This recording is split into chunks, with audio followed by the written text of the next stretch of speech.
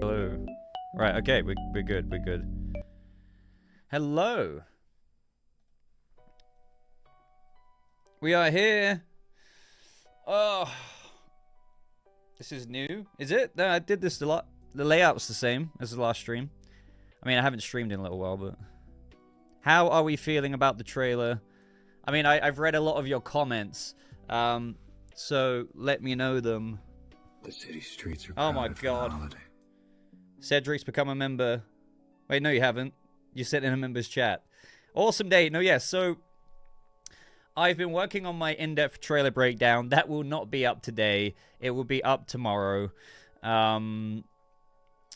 So bear with me there. I've written so many notes that it's probably going to be beyond the 40-minute video. And you know me, like I was writing down notes, and everything I've written down is relevant, and I can't edit any of it out. So there's so much to cover, believe it or not. I mean, it may be simple.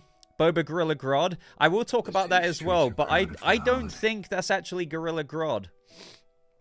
A lot of people are taking that newspaper to mean Gorilla Grodd, but if you look at the copy that Jimmy Olsen is holding of the newspaper in the Daily Planet office, it's a much clearer picture. And when you look at the picture, it just looks like smoke. So the Metropolis police officer reading that newspaper in the distance, it looks like Gorilla Grodd, like a gorilla, right? But when you look closer, it looks like just a bunch of smoke. So I'll get those images up in a second, actually. Let me try and do that now. Sorry, I'm still a bit sick, so if I'm like coughing into the mic, I do apologize. Are we still getting the detailed trailer breakdown? Yeah, that's what I was just talking about. Maybe, yeah, I think a lot of people are joining. So unfortunately, my in-depth trailer breakdown will be coming out tomorrow because I've been working on it a lot, and I'm going over every minuscule detail that I possibly can. Just bear with me. It'll be up sometime tomorrow. Unfortunately, my trailer reaction got claimed, but you kind of expect that when it comes to reactions. And it's been blocked in Russia and like only 2 countries, so it's not that bad. But I can't make any revenue off the video, which is annoying. All right, let me...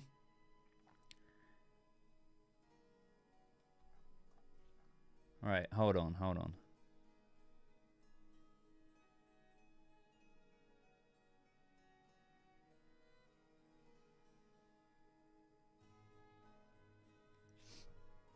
So, let me pull that up.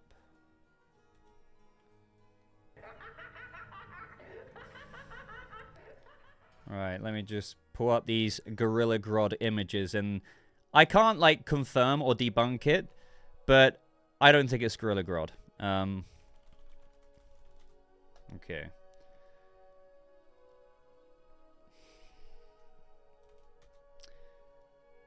And people doubted the Superman trailer. You know, I've seen... It is really heartwarming to see so many people liking it. Obviously, you've got people being like, ah, nah, I don't know about this. And then you've got some really nasty comments. Like, wait. I've screenshotted one of them because you can have your opinion, but when you say stuff like this... Okay. That trailer is trash. Crypto is lame. Clark looks gay. Lois looks so unattractive. It's just like, what? What?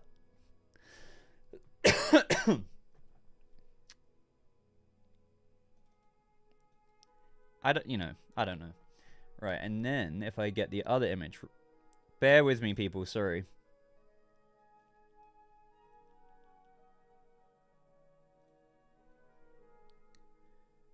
Right, so if I zoom in this image...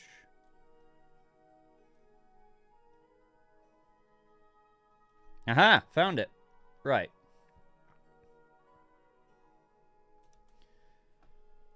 Okay, right. I'm going to pull it up on stream in just a second. Disorganized Boba here, as usual.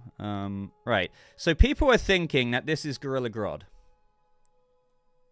There's a newspaper that the officer is holding outside the Daily Planet, right? Now, let me know if you think this is Gorilla Grodd. It says, Hammer of Baravia creates havoc downtown. And people are thinking that this Hammer of Baravia, which borders Pekolistan in Creature Commandos, is really, you know, a reference to Gorilla Grodd. And Gorilla Grodd was seen in the latest Creature Commandos episode. Now, I get why people are like, oh, could that be Gorilla Grodd there? I mean, if you make it a bit smaller. It's like, oh, is that Gorilla Grodd? And you get another look at it, of it here with Clark holding this paper. It's like, oh, is that Gorilla Grodd? But then you could see this newspaper here, the same one that Jimmy Olsen is holding. And to me, guys, that just looks like smoke. Like, havoc caused downtown. That's just smoke. I don't think that's Gorilla Grodd. So, to those saying Gorilla Grodd, I think the newspaper is simply, you know, Hammer of Baravia creates havoc downtown. The havoc downtown is fire or smoke. And it's that simple. So I'll be pointing that out in my trailer breakdown tomorrow, like my in-depth breakdown, because I know if I don't really want to point it out, but I know if I don't point it out, I'm going to get people saying, hey, Boba, why didn't you talk about Gorilla Grodd in the newspaper? You know, it's all a part of the connected universe. And I'll be like, look, you know, not to burst your bubble, I would love it to be Gorilla Grodd, and it's like a cool little reference to him somewhere. But I don't think that's the case. So moving on from that, Mr. Terrific looks great. I agree.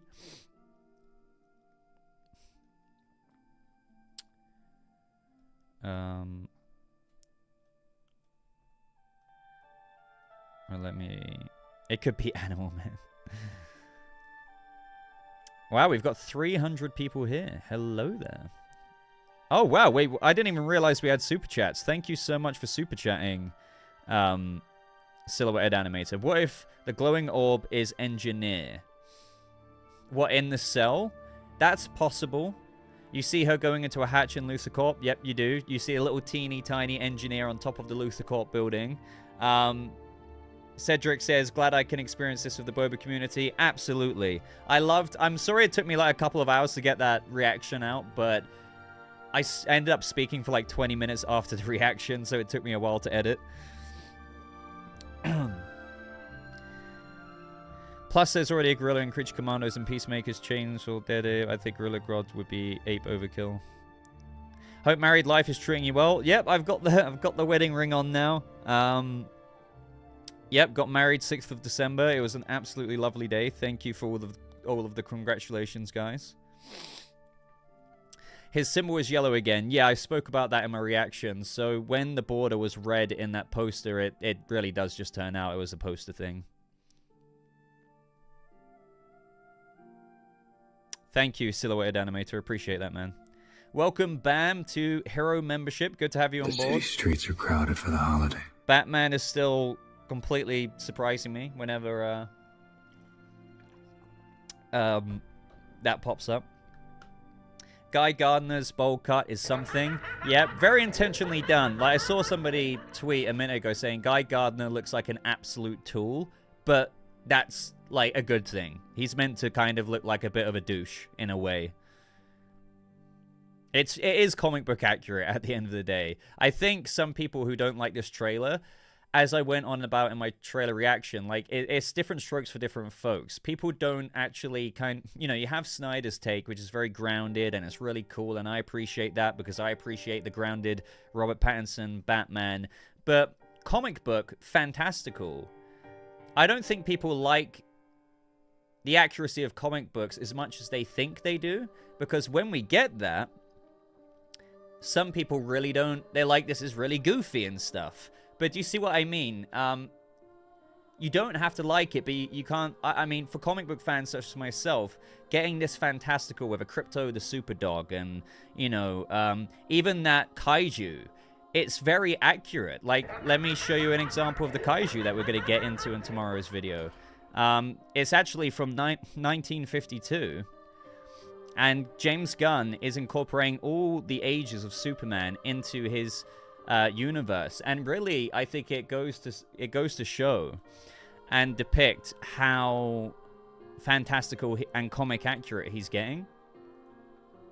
So here's probably the influence behind the kaiju that we see in the trailer.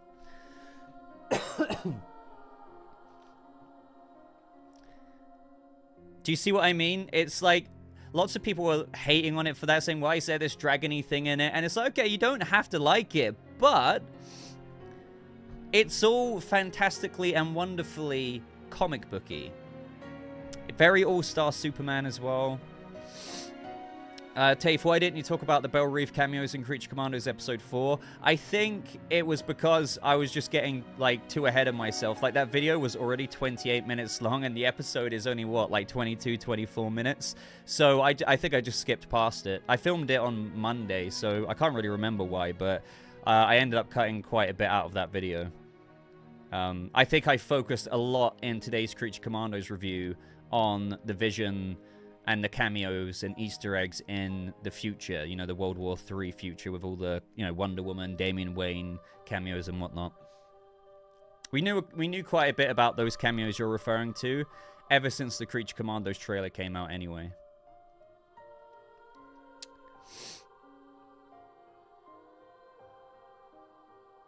Right, we've got a couple more super chats. Thank you very much, guys, for your generosity. Let me just read those out before getting back into the rest of the chat. So Casey just sent in $20. Sorry, I didn't bring him up on screen earlier, but I'm about to do that now.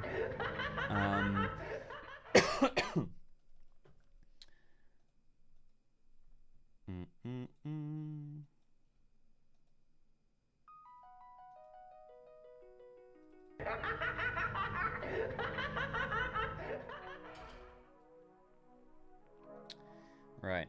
So Casey says, here's a little thank you to help with the copyright strike on the trailer reveal. Your excitement was palpable and contagious. I'm excited to see more.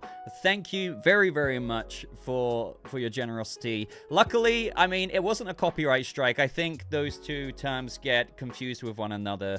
A copyright strike is like way worse, like way worse. Usually with stuff like this, trailer reactions, you get copyright claims. And more often than not, it's not even the visuals, it's the audio. And I was suspecting, this is why I kind of wanted to avoid doing a reaction and go straight into a trailer breakdown in the first place. But because people kept saying, hey, Boba, I really want to see you react to it, I was like, okay, you know, I want to as well, but I knew there was a high likelihood of me getting a claim. Now, a copyright claim means my video isn't taken down. It just means that it's not monetized at all. It could be blocked in a couple of countries, and that's what's happened. I have disputed it, but, you know, most of the time they reject the disputes, and they're like, no. And I'm like, well, this is actually fair use under,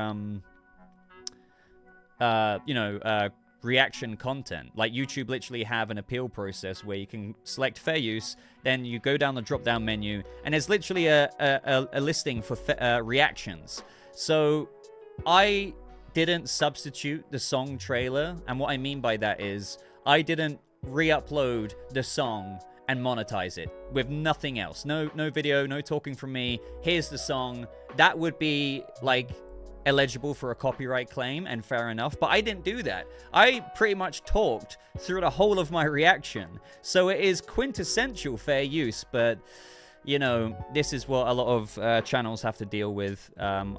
It's not the end of the world, you know. I've been getting quite a bit of views recently on the videos, thanks to you guys, so I think I'll take the L with this one if it gets rejected. We're gonna have to wait and see. But thank you so much, Casey, for your generosity there, and the $20 super chat.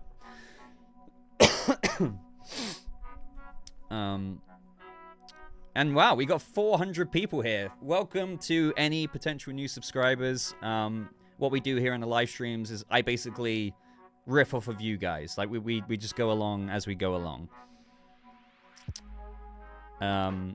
Up next, we have a super chat from Mr. Harmless. Thank you so much for the $10. And you say, Boba, first live here. I love the trailer, love the sweater. Well, welcome to the live streams. Normally I do them much more regularly, but the past month I've just fallen off. I do apologize for that, guys, but hopefully they will be weekly again as of the new year. But appreciate that a lot. Yep, wearing the Flash Christmas jumper today. I feel like I've worn my other ones too much. Haven't worn this one in a little while. And I feel bad. I haven't put any Christmas decorations up in the background like I had last year, just because I feel like I've been too busy. Like, in between the wedding and then going away to Bruges for a week where I didn't upload on the channel. And then trying to do all the news last week. And now I've already uploaded, what, like 5 videos this week? I haven't even had time to put up tinsel on the shelves. It's not a big deal, obviously, but I wanted tinsel on the shelves. But the best I've got is Vader's got like a little Santa hat. That's about it. But I appreciate you, Mr. Harmless. Thank you very, very much. We need to do a poll, by the way. Let me do a poll quickly.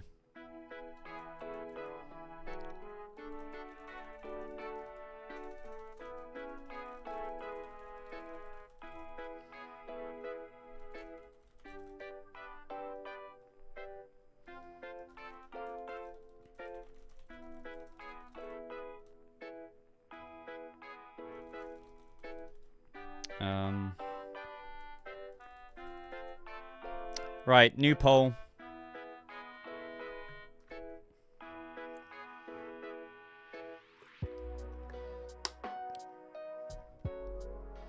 You went to a wedding? Kidding. By the way, Jackson, your poster was just incredible. I have no idea how you whipped that up so fast, but that was amazing.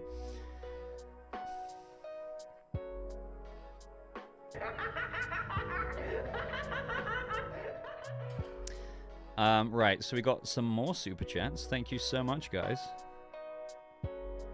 So we didn't miss the harmless. Wow, I've got quite a few to catch up on. Hold on, guys. Let me just breeze through these super chats. So Jackson, thank you so much for the $5 super chat. What have we got here? What have we got here? This trailer. Oh, wait. This trailer feels like DC's version of Raimi's Spider-Man. That's a good... I see what you mean there. Not in terms of tone or vibe, but rather impact and that sincere comic book feeling. Yeah, absolutely. Like, Raimi's Spider-Man was unapologetically comic booky. I mean, I know there was differences and whatnot.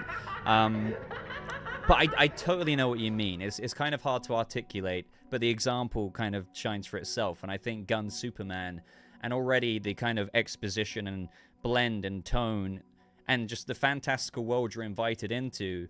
I want to acknowledge the people who don't like it in terms of me saying I get it, because they might have the stylistic preference of more of a, you know, Man of Steel vibe or the Batman vibe to their comic book movies. So when they see a very comic book one, it just seems a bit too goofy for them. But the thing about that is, you know, I see some people say, well, you must not be a fan of Superman. And I think that's unfair to say, because people have different stylistic preferences. But what I will say is that is very Superman, arguably more than these other more grounded approaches we've seen with these movies, because we can't forget, in the comic books, primarily, sure, there are kind of more edgier, grounded comic books as well, like Man of Steel, in the same tone as that, and like The Batman. But primarily, there is, you know, flying aliens, flying super dogs, kaijus in the Superman comics, and all that Gunn's done here with this world is bring that to the screen. So, do you see what I mean? I think it's... I'm not saying it's perfect. I really love it. But what I am saying is that it's just spot on. And I don't think really anyone could deny that. And if you don't like it, then, you know, what can you do? Right. Beard up, beard down. Thank you very much for the $2 super chat. In the frame with Stag. Yeah, I see. I will mention this in tomorrow's video as well. A lot of people are mentioning this. In the frame with Stag logo, his S is in reverse. So I think all this is, honestly, is as, you know, quite often in trailers, they flip images. They horizontally flip it. And a lot of people are thinking that the Superman who went into the Stag Industries building after people threw stuff at him is really Ultraman in a Superman suit. I don't think that's the case. I really do think that this is just Superman with a mirrored flip. That's it. Of course, I could be wrong, but I honestly think it's as simple as that. Let me see if I can find that image, actually.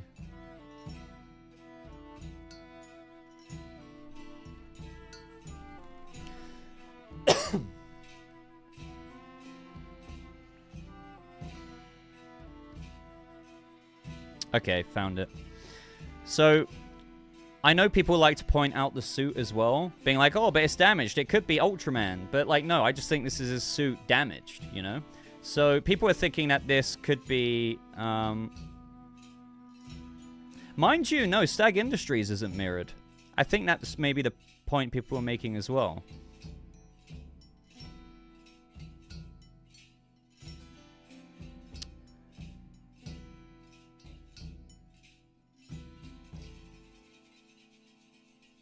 So you see what people are saying?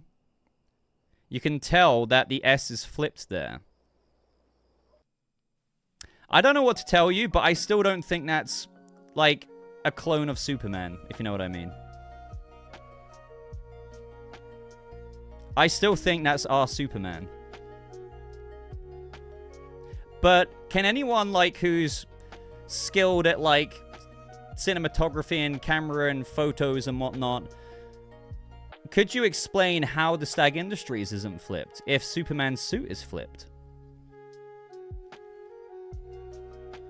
The reflection in the glass. It is definitely a clone. Yeah, that's Ultraman coming back to his team. It's a mirror. No, but, okay, am I being really stupid? But surely if the suit is flipped, wouldn't the Stag Industries be flipped as well? Or am I just not grasping it? Could it be that the suit is flipped, but in the shot, the Stag Industries was the other way round in the reflection of something else? So one appears one way, but the other appears another way. Does that make sense? That may make no sense, but it could be that two things are flipped, and one's flipped and one's a reflection that is flipped. So it's fooling people to think that, oh, this is Ultraman, because really, yes, the image is flipped, but the Stag Industries logo here was already flipped because in the original non-flipped image, in the reflection. Does that make sense? I think that's what it really is. Long story short, I think this is our Superman. It makes sense, with regards to what's going on in the plot. Lex is trying to defame Superman. The people of Metropolis are, like, you know, kind of, like, calling him out and whatnot. And I think he goes into that building, as we know he does, and he... I don't think that would be Ultraman. I think this is a point of the story that is being told surrounding Clark, and him dealing with how Lex has succeeded to defame him, but his name will get cleared eventually, maybe with the help of Lois Lane and the Daily Planet and their journalistic skills.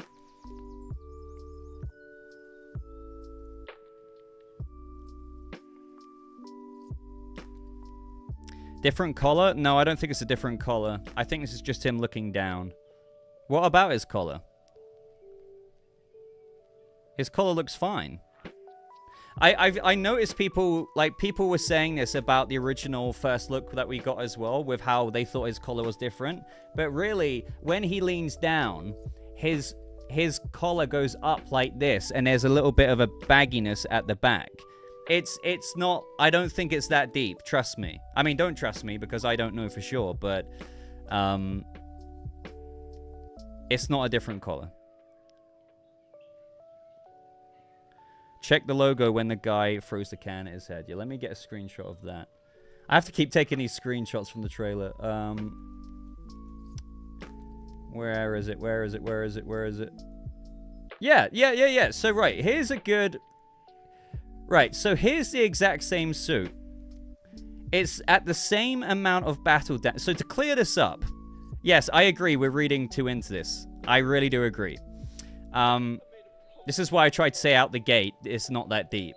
So this is the exact same suit in terms of the amount of battle damage is consistent. And it's not flipped. Look. There it is. Normal. You see what I'm saying? So look. Same battle damage. So there you go. This one is flipped in the trailer. This one isn't. So therefore, both of them is our Superman. Does that make sense? I don't think this is Ultraman out of the black suit in a Superman suit posing as Superman. It's simply Clark Kent having been defamed by Lex Luthor. People are buying into whatever Lex's, whatever plan he's concocted has been successful, and he's having to deal with that.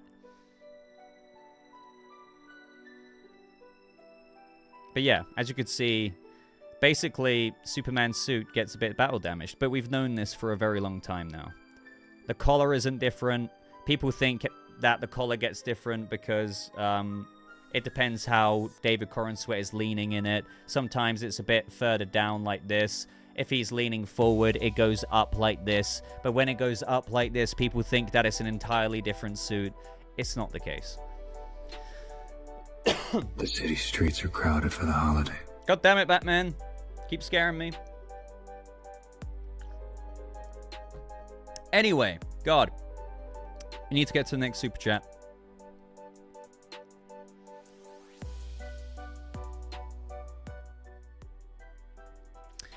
Raccoon. Thank you very much for the $5 super chat. Let's pull that up on screen.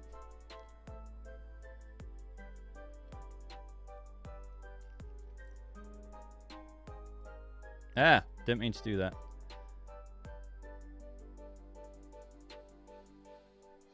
Right.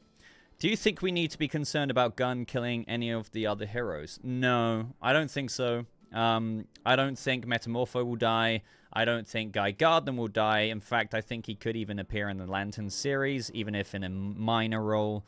Hawkgirl, I think I already just said her. I don't see her dying. Mr. Terrific, I don't see him dying. No, I don't think any of these other heroes will die. It would be flabbergasting to me if one of them died. I don't think so. I think they're all going to be... do you think... Why does my Google Chrome page keeps, like, dying? This happens every stream. It makes me worried that the stream's going to crash. Man of Steel better than this hipster Superman? Can you elaborate on that? But thank you, Raccoon. No, yeah, I'm not concerned about that at all.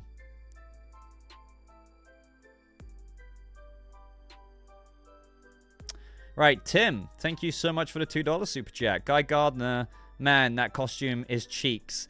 Well, you guys know my thoughts on the Lord Tech suits. I don't think they're terrible, but I know, like, some people always say to me, they're meant to look bad. I disagree with that. I think these are meant to be, like, good-looking corporate suits. I still think they could have made them look cooler. But, it is intentional regardless. The Lord Tech suits are meant to be, well, Maxwell Lord's company corporate suits, because the current parameters in the DC universe, as James Gunn has even expanded on not long ago, there's been superheroes and metahumans for a very long time, to the point of where there's almost too many of them. So this is what has always led to my conversations and theories about the Reverse Kingdom Come storyline being implemented, or at least influencing this film. Not Reverse Kingdom Come storyline, but Kingdom Come from the comics, but with a reverse twist. The idea behind that is, in the Kingdom Come storyline, Superman is older, there's a bunch of metahumans in the world, and superheroes have kind of lost their autonomy. They've become more regulated, more corporate even, in some cases. A lot of them are anti-heroes to borderline villains.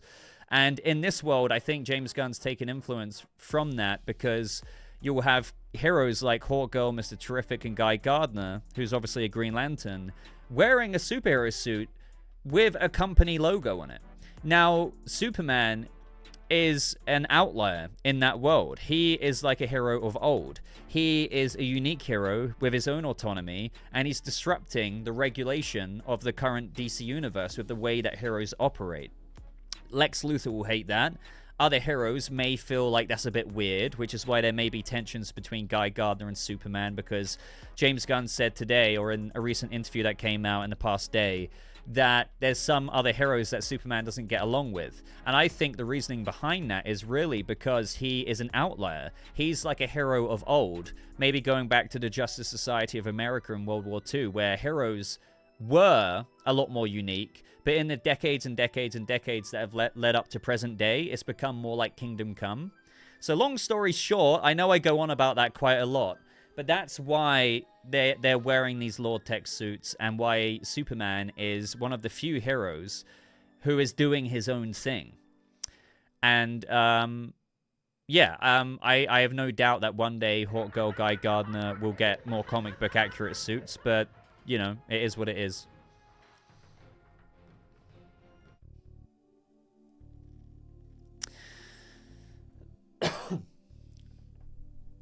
You think Crypto might die? Better not die. No way will James Gunn kill the dog. I mean, I know we've all seen Guardians 3, but surely not. No. I think the only deaths that might happen, and I get into this in my breakdown that I'm still yet to film, but I've written a lot of it out. And I think they might do a switcheroo with Ma and Pa Kent. I think Martha Kent might die. And that could be that shot in the trailer of where Clark is consoling Pa Kent. That could be pretty, you know, tragic.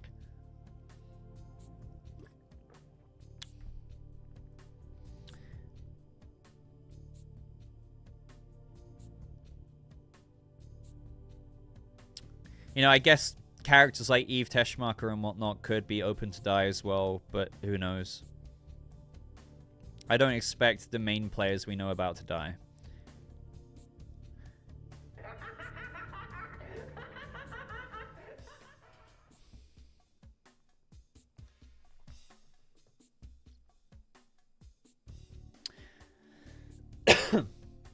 Sean, bear with me, man. I'm trying to get through these chats. Sean, thank you for the $5, dude. What really caught my eye... why is the...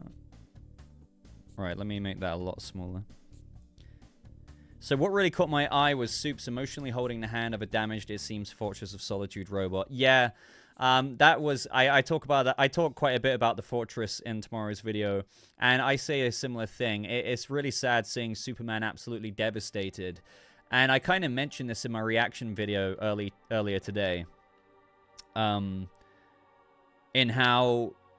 The reason why I found that really sad is because, I mean, you would have to think there is a Jor-El AI, who knows, we've got no hints or clues to that right now, but when Clark, we can assume, created and brought about the, you know, to fruition the Fortress of Solitude a few years ago, or possibly longer ago, when he was, you know, coming out of being a teenager and becoming a young man, one of the few threads to his Kryptonian heritage could have been this Fortress of Solitude robot. And that's why I think he's absolutely devastated, because this robot is destroyed. And it, you know, again, we still have to see what kind of other threads he has to Krypton. Maybe, for all we know, Jor-El is an AI that he's yet to unlock. You know, maybe that could happen at the end of the movie. But I don't know. But the main point of what I'm trying to say is that this robot, I think, has been the one thing there for Clark when he's been finding his way in the world as Superman in his early days. You know?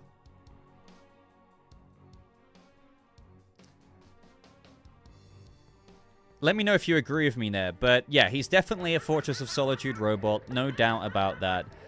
But yeah, I think he's just really upset about it for that reason. And you can get a little bit of a glimpse of the fortress in the background there. And this is what I mean. I said ages ago that I saw shots behind the scenes of the Fortress of Solitude, and I described it as like this Doctor Who TARDIS-looking tech with like the crystals, and there it is. I mean, we're not seeing what I saw behind the scenes a photo of. What I saw was like a Kryptonian console, which is a lot more TARDIS-y looking. But either way, you get the vibes there. I have seen a new merch with the Fortress. I'll be bringing that up tomorrow as well. Because it could very well have given us our exterior shot of the Fortress. Cedric, thank you very much for the $2 super chat, man. How is life as a married man? In all honesty, it's no different. Me and my wife, which is really weird to say now, I can say that. We've been together for 14 years next May. So, you know, being married now doesn't really feel any different. You know, because I think we know nothing bad's going to happen at this point. If anything, you know, looking back on it, it's just sad how fast that day goes. We're still yet to have our proper honeymoon. That won't be until, like, March. But yeah, looking forward to rekindling the wedding vibes in a few months' time when we go on our proper honeymoon. We went on a mini-moon to Bruges in Belgium, and that was lovely, seeing the Christmas markets there and whatnot. But yeah, thanks for asking, man. I don't feel too different, you know?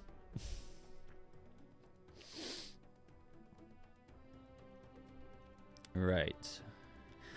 Spreezy Sports, thank you very much for the $2. Do I think we'll see Gorilla Grodd in the film? I don't know, but if you're referring to what people are talking about, we talked about that a little bit earlier. And that, in my opinion, isn't Gorilla Grodd. It's just a bunch of smoke. That newspaper there, as we brought up earlier, lots of people are bringing up that one. People are saying that this is Gorilla Grodd. But when you look closer and closer, that's just a bunch of smoke. I could be wrong, but to me, that looks like smoke. So, as a result, I don't think Gorilla Grodd's in the movie. No. No. No. Man, I do apologize I keep coughing. I've literally, since last Monday, I got sick. And then I think I got like a chest infection. And ever since then, I'm a lot better now, but I've got that bloody cough still. Like that insatiable itch that you can't help but, you know.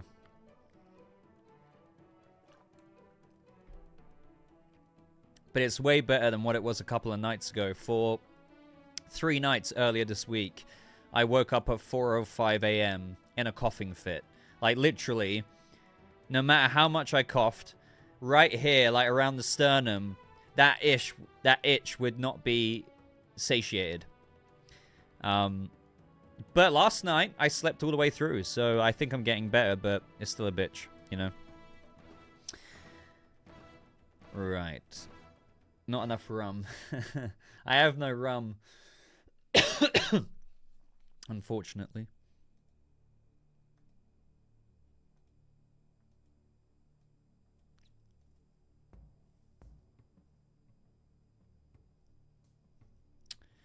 All right, let me just get rid of those.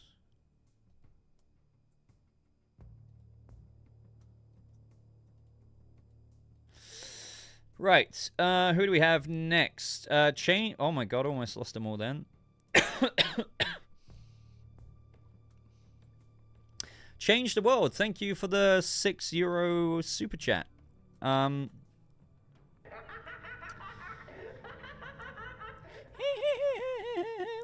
Be quiet, Joker. Or maybe not, because there's people sending in super chats into the channel. Do you think Supergirl will appear or be mentioned in the movie? Also, how long do you think Krypto has been in Clark's care? Did Kara maybe bring it? So, I think we could see Millie Alcock's Supergirl. I think that could be one of the scenes that Gunn was referencing with regards to what could be cut. He said that there is 1 or 2 seeds, but by no means does the film rely on or heavily focus on setting up seeds to set up the future of the DCU. But he admits there is a couple that could be cut. Considering Kara, as James Gunn described her, she watched all of this go down with Krypton, and she grew up in Kryptonian society up until when she was a teenager. And Supergirl, Woman of Tomorrow, right? And Gunn says that she landed on on Earth as a young girl. Supergirl, Woman of Tomorrow takes place on her 21st birthday. So I think Kara has been on Earth for a few years already, and Clark knows her. What I found interesting is that I was wondering a while ago that could Krypto be a byproduct of Lex Luthor's experimentations in the movie. I've now abandoned that theory, and it's very clear that Clark's known Krypto for a while. And yes, even though Krypto has been sent by Jor-El and Lara before Clark was sent to Earth as just a bit of a test subject, I think it's more likely that, yes, Kara brought him a few years ago, and that's why Clark is so acquainted with Crypto.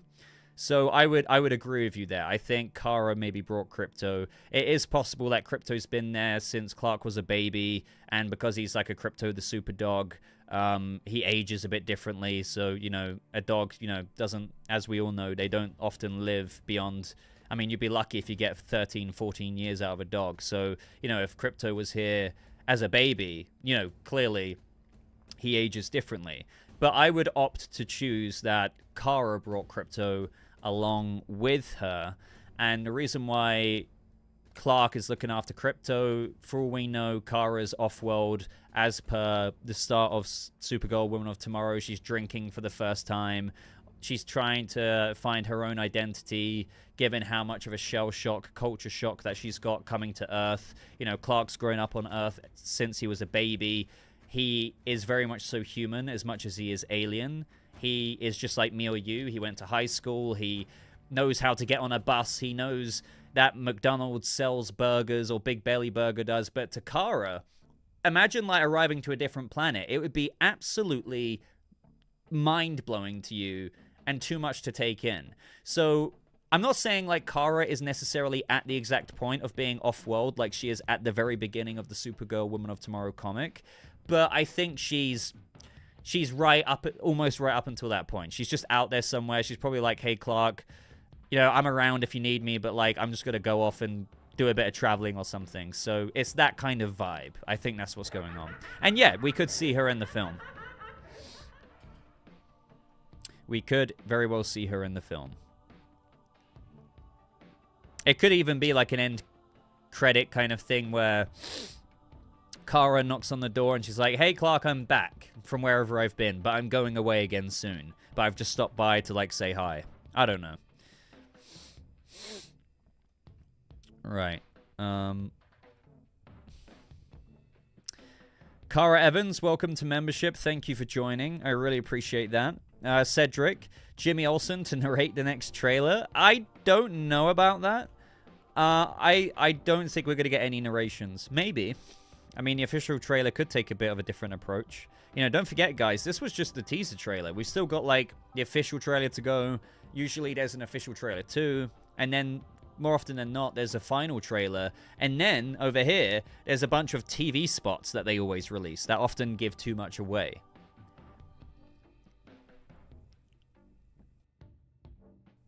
Boba, why not? I don't know, man. I mean, I'm not saying it wouldn't happen. I just think...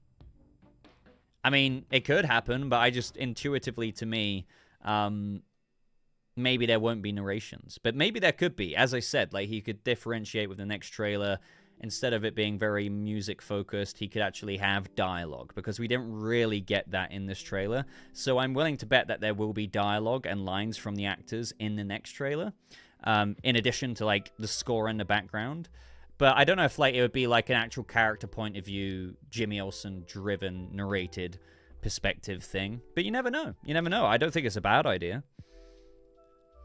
Why do I keep dodging the suit fit commentary? You know, one thing that drives me insane is when people say that I dodge comments. I don't dodge comments. I'm literally, like, answering different comments, so the chat is flying up, and I don't see the other comments. The streets are crowded for the holiday. And the ironic thing about you pointing that out is that I literally was talking about the suit fit for like 5 minutes, like 20 minutes ago. You know, when I was talking about the collar being down here and up here. Don't feed the trolls. Well, you know, I like to call it out when I see it.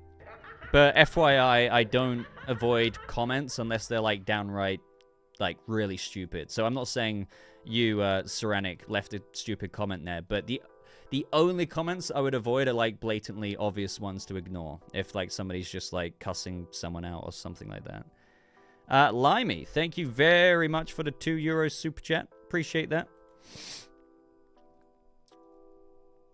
No comment, but thank you. Thank you very much.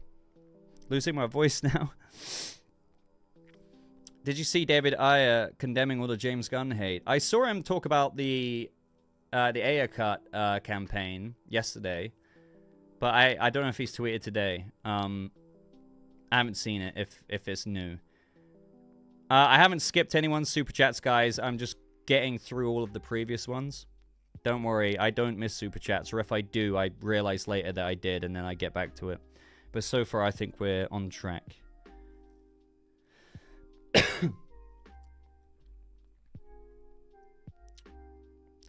Up next from African. I don't know if this trailer will appeal to the casual audiences. See, I actually think it will. I think this is very much so a general audience crowd pleaser. I don't have any statistics for you other than my intuition is telling me that if my friends watch this trailer, they'd think it's cool. I showed my wife it, and she is not nearly as immersed in this world as we are at all. Like, at all. And she thought it was really cool. I bet if I showed my mum or, like, Jimmy down the street, I genuinely feel like most people will like the look of this James Gunn Superman trailer. You know, a lot of people loved the James Gunn Guardians of the Galaxy movies. Now, yes, I know this is different, but my point is they like the products he creates, and thus I think they will like this product as well.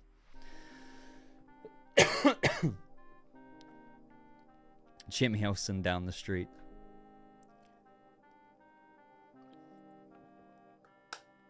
Absolutely, Hayes. Absolutely. Right, up next from Sequential Art Chick. Thank you very, very kindly for your $10 super chat. And Limey, I didn't realize that was your first super chat on the channel. Thank you very much for that. Limey, not Limey, Sequential. I have found you.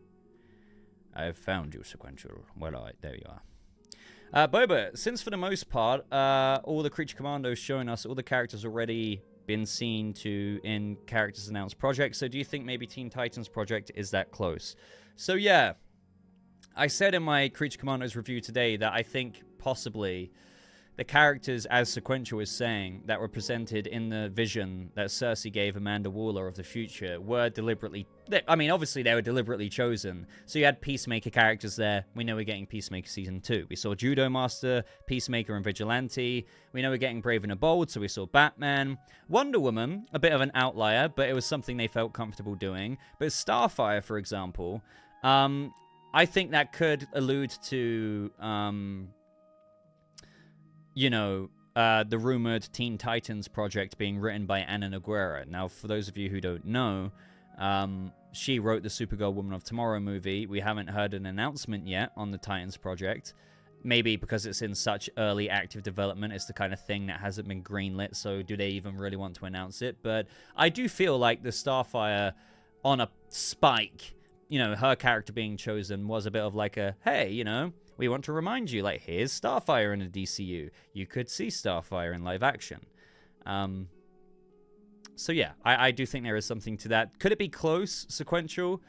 I don't know about close, but maybe it's, you know, it's got an imminent announcement over the next few months or going into the new year if progress has been made on that script that the Hollywood Reporter, you know, reported. Right. Akashi, or should I say Thinking Eye. Thank you for your super chat, man. Really appreciate the $5 there.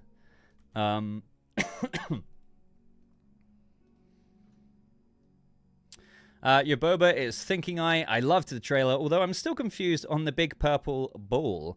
And Clark's lack of care of it. Also, Grodd. Not another Grodd comment. Oh god, how many times am I gonna have to talk about Grodd? Not hating on what you're saying there. I've just talked about this a few times. I don't think that's Grodd, Thinking Eye. I don't know if you were here earlier when I was talking about it, because this super chat was sent like, I don't know, 20 minutes ago or whatever. But yeah, that's not Grodd. I'm very confident it's not Grodd. A lot of people think that because the newspaper is quite blurry, the smoke in that shot, in that picture in a newspaper, is just resembling a gorilla. But it's not really a gorilla. I think I've still got the screenshots. We're going through it again. So this is what people are thinking is Grodd. Hammer of Baravia creates havoc downtown. You look at Clark Kent holding that. Is that Grodd? Maybe it could be. But then there's a more clearer shot of Jimmy Olsen holding the newspaper in the Daily Planet. And to me, that looks like smoke, the havoc downtown.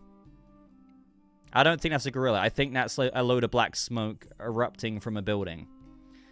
So I don't think that's Grodd. However, the purple ball, I am now wondering, because it had those little, like, wisps, like these little solar flary tentacles coming off the ball, I think that makes it more likely to be Solaris from All-Star Superman. Now, I mean, that's pretty crazy. And obviously, I don't think Clark's going to be in the same situation as All-Star Superman where he's dying or anything like that. But it could be something like Solaris. Then there's also the theories of what if it's Luthor, like, deliberately endangering the city or pretending to because he wants to elevate his own hero complex, or, you know, this is a part of the reason why he hates Superman's guts. He's trying to, with his ideology, as Nicholas Hoult said, like, have this betterment of humanity, but you have this alien, this Man of Steel, stealing the limelight and outshining him. And it's infuriating to Lex, because he looks at this guy. Lex has worked so hard to build LexCorp. He's come up with all of these ways to, in his own devious and, you know, not really condonable ways, better humanity and the city and everything. But look how easy it is for this Superman to come in, this alien. And do you see what I mean? Yes, the Man of Stealing. So there is a theory that, playing into that description and motivation for Lex Luthor, that what if the Kaiju was released by Lex and he wanted to deliberately save the day, but then Superman steals the limelight? What if Solaris and whatever's going on there is a similar situation? That is quite a reachy theory. The Lex Luthor stuff is 100% true, though. Like, that is truly a part of his resentment for Superman. You know, I wrote it down in my notes earlier, and, you know, especially when Nicholas Hoult said that one of his main inspirations was the Lex Luthor Man of Steel comic book. And in that Lex Luthor Man of Steel comic book, this is what Lex Luthor says. And I wrote it down because I'm going to talk about it tomorrow. Where is it? Where is it?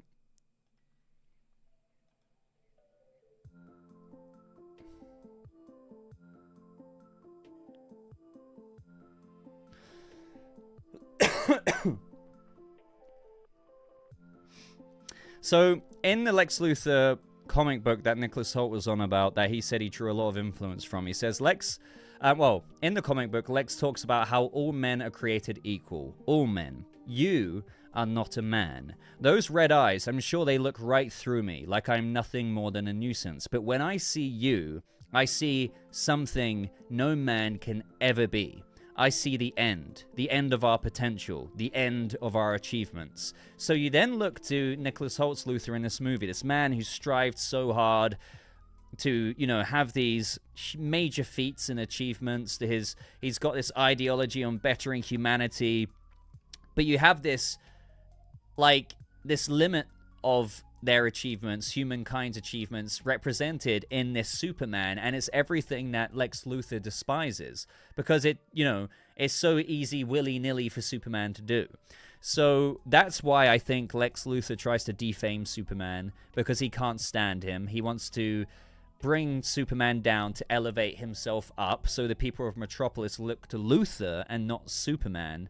And also, I think he doesn't like Superman for being an outlier in the current parameters of the DC universe, of the way that with the ways that heroes operate. Like, currently the ways that heroes operate, as we talked about earlier, like Guy Gardner, Mr. Terrific, are fairly regulated by the looks of things. Like, they're wearing Lord Tech corporate suits. It's like a company, a corporation. These are heroes wearing a brand. So, do you see what I mean? Like, without getting into that too much, because I want to get into that in tomorrow's video, that is why Luthor absolutely hates Superman.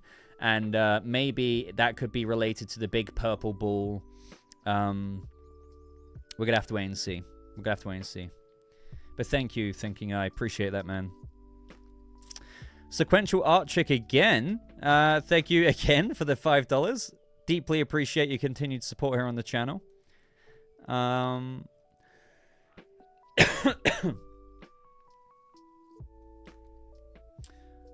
are we?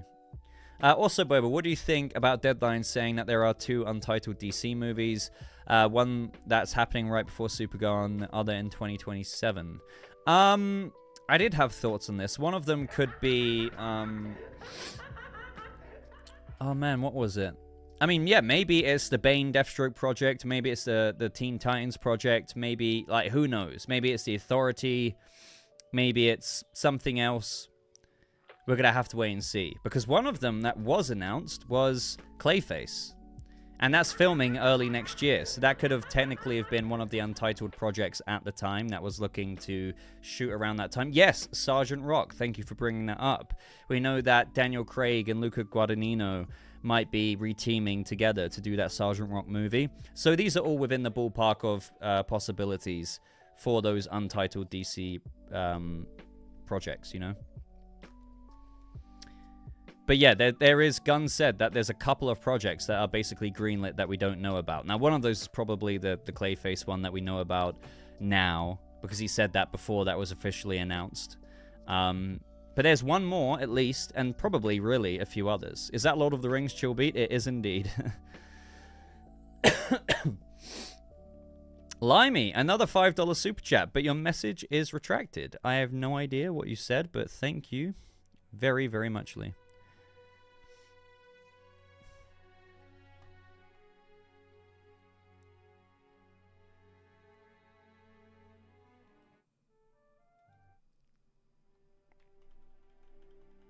Shaka says, Boba, the trailer looks cool. Never been the biggest Superman fan, but this trailer hooked me. Very interesting to see what Gunn does. Fantastic Four on this should do a Barbenheimer. Would be cool. Thoughts? I know this may sound biased, but as a fan who wants to cover Marvel more, and I will cover Fantastic Four, undoubtedly, I think it's in Fantastic Four's best interest to be pushed back just a little bit because of the production timeline that we know about. It's got a lot to achieve in that timeline, whereas Superman's had a lot more time to polish its VFX, so I'd rather them take more time to make the movie look really good, rather than do the typical Hollywood company thing and what the MCU has done before and just film it, do VFX, really cram it in, and just put it out there. I think they should push it back by a couple of months at least. But as for a Barbenheimer kind of thing, I don't know about that. I feel like that's already happening with the new Jurassic Park movie.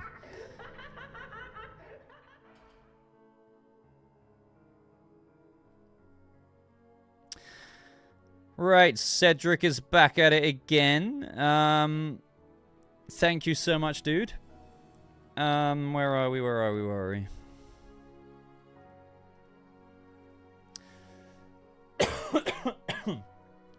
This cough, I swear to God, it's killing me.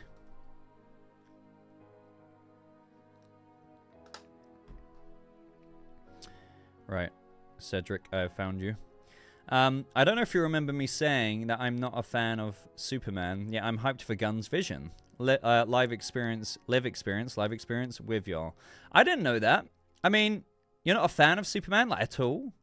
I mean, I get how some, I think people who, I'm not saying you find him boring, but I think people who may find Superman not an interesting character haven't delved enough, like, deep enough into what makes him so great. Because I get at face value, he's like this invulnerable guy, this, goody two-shoes, but there's so much depth there that maybe now, through this trailer, I've seen a lot of people comment saying, oh, like, there's that depth there that I'm starting to kind of learn for the first time about Superman, where, how does he fit into humanity, his love for humanity, this identity search that he's going on in this movie to reconcile this, Kryptonian heritage with his human upbringing, all of this stuff. And, as per the Five for Fighting song goes, it's not easy to be me, as maybe much as Lex Luthor thinks it is easy to be Superman. The inspiration and the hope that he has, his unwavering faith in people, he is a lot more complex than what I think people give him credit for. So I hope that this trailer got you a bit excited or more into the idea of the character, Cedric. One thing I have to say, Brady's, is that I am colorblind, so that doesn't mean black and white like some people think that it means, but people were saying blue filter. I can't see that. Which may explain, by the way, why some of my old videos, and maybe even still happens today, I used to, in my videos, color correct my camera so wrong that I had a blue filter over it. A lot of people said, why does your face cam have such a blue filter over it? I couldn't see it. Like, I really can't see the purple and blues that well. So with the Superman trailer, I mean, I see all the vibrancy and the colors, but you might see stuff that I don't see the same way. I think it looks fine. The only, nitpicks I have is really with some of the shots and the cinematography with regards to the similarities with the Flash movie. It's not like a major deal for me because I still think that this trailer compared to the teaser for the teaser cinematically looks really cool. But there was like one shot, for example, that zoom out shot on the Lex Luthor camp on the beach, where a lot of those Lex troopers, by the looks of it, were shooting at Mr. Terrific. That really reminded me of the Flash and Batman and Supergirl fight scene with Zod in the Flash movie and that cinematography that they had there. Now, again, it is not a big deal for me because I think 98.9% of it I'm very, very happy with. But if I could nitpick one thing, it would be stuff like that. So, but as for the color grading, for me, I think people still have issues with it, but a lot of people have turned around a little bit more with this trailer compared to the teaser for the teaser yesterday. Do you know what I mean?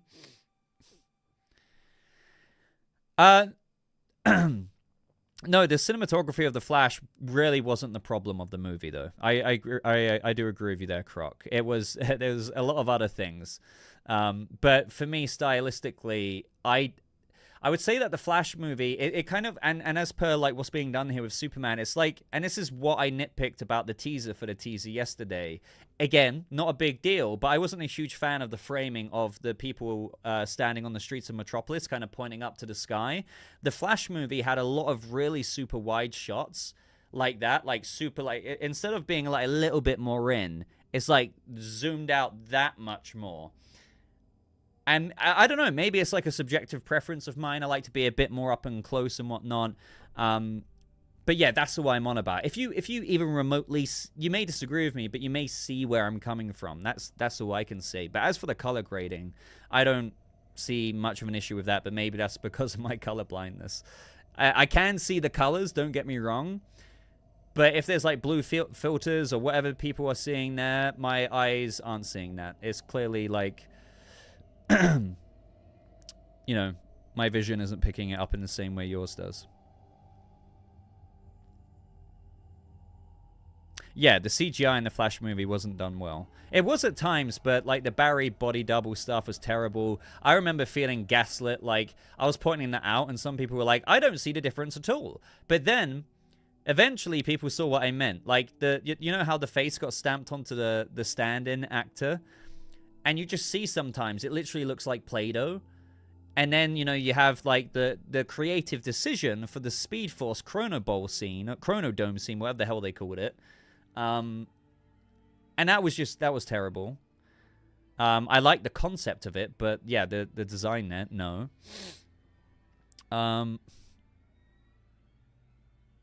So yeah, the CG was a bit of an issue with the Flash movie, to say the least. Understated. Why were people glazing it? Glazing what? Right, let's get on to the next super chat. Guys, I'm actually trying my best to get through these super chats fast, but you guys are being so generous that I've still got quite a few to get through. So I do apologize if I haven't got to your super chat yet. I'm trying to like bounce back and forth between the live chat and the super chats here, so bear with me. And, hello to 372 people. It's awesome seeing more people in a live stream. Somebody asked me earlier, do I leave these up to watch afterwards? If you're a member on the channel, you'll be able to access them from my Discord server.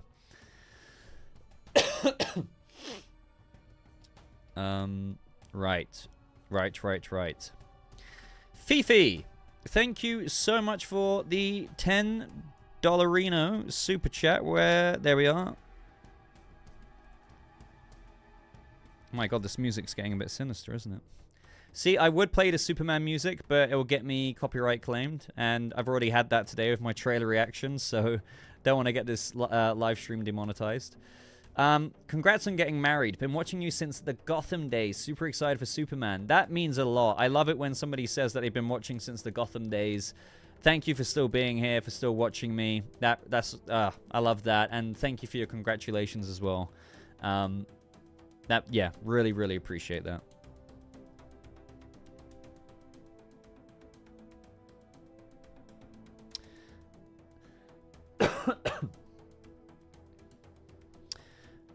Mike Hill with the £5 super chat. Thank you very much. You say, I'm wondering what could be up Superman so bad at the start of the trailer. Kryptonite weapon or Brainiac? I don't think it's Brainiac. I think that's not going to happen.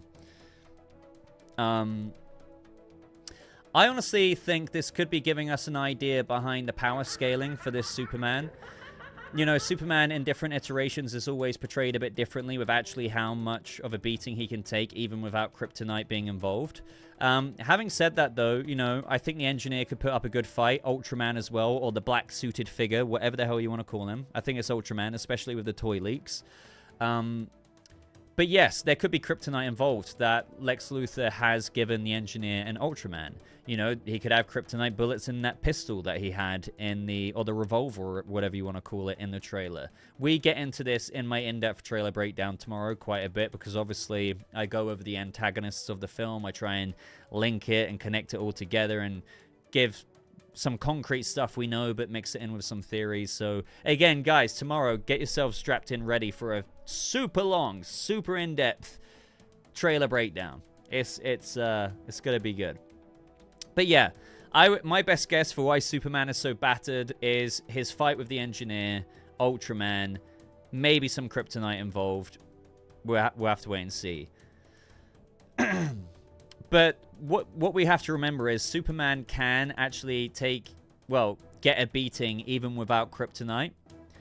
Like, if he's, it's even been shown in Superman and Lois. Like, if he's actually bombarded enough, it really is still quite a lot for him to take after a certain extent. It all depends on the power scaling. Like, let me put it this way. If that kaiju stepped on Superman 20 times in a row, I doubt Clark would be like, oh, yeah, I'm all happy and dandy. Like, he would have taken some beating. Do you know what I mean? So all I'm saying is that I think even if Kryptonite isn't involved in that scene that led him to crash down in the Arctic near the fortress, he is capable of being, quite battered by a tag team of the Engineer and Ultraman, and possibly something else. Yeah, typically you don't see blood, though. I do agree with that.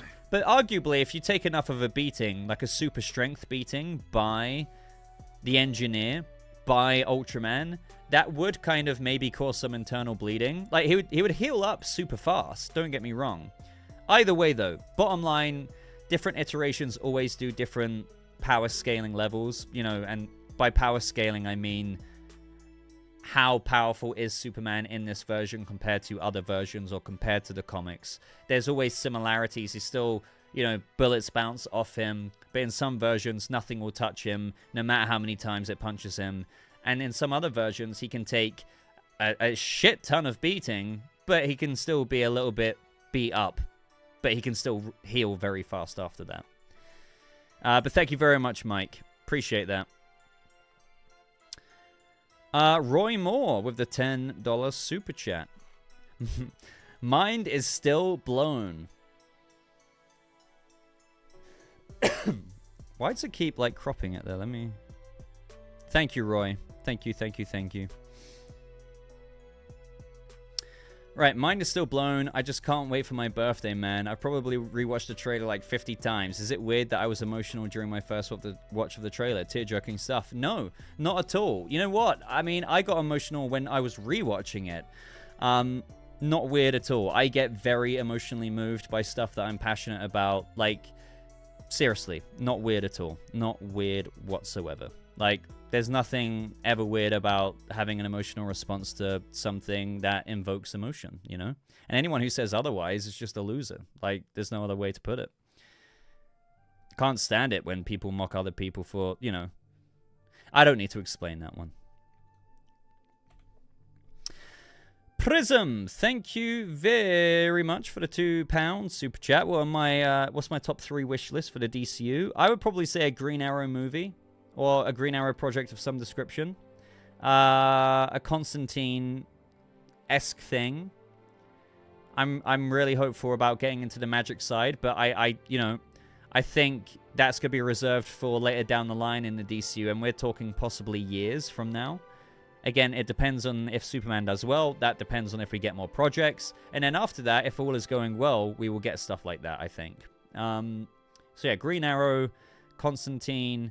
Yeah, I've said a JSA prequel as well. Jurassic says JSA project. I think just like how we're getting Sergeant Rock, how we're getting Paradise Lost, these are prequel projects.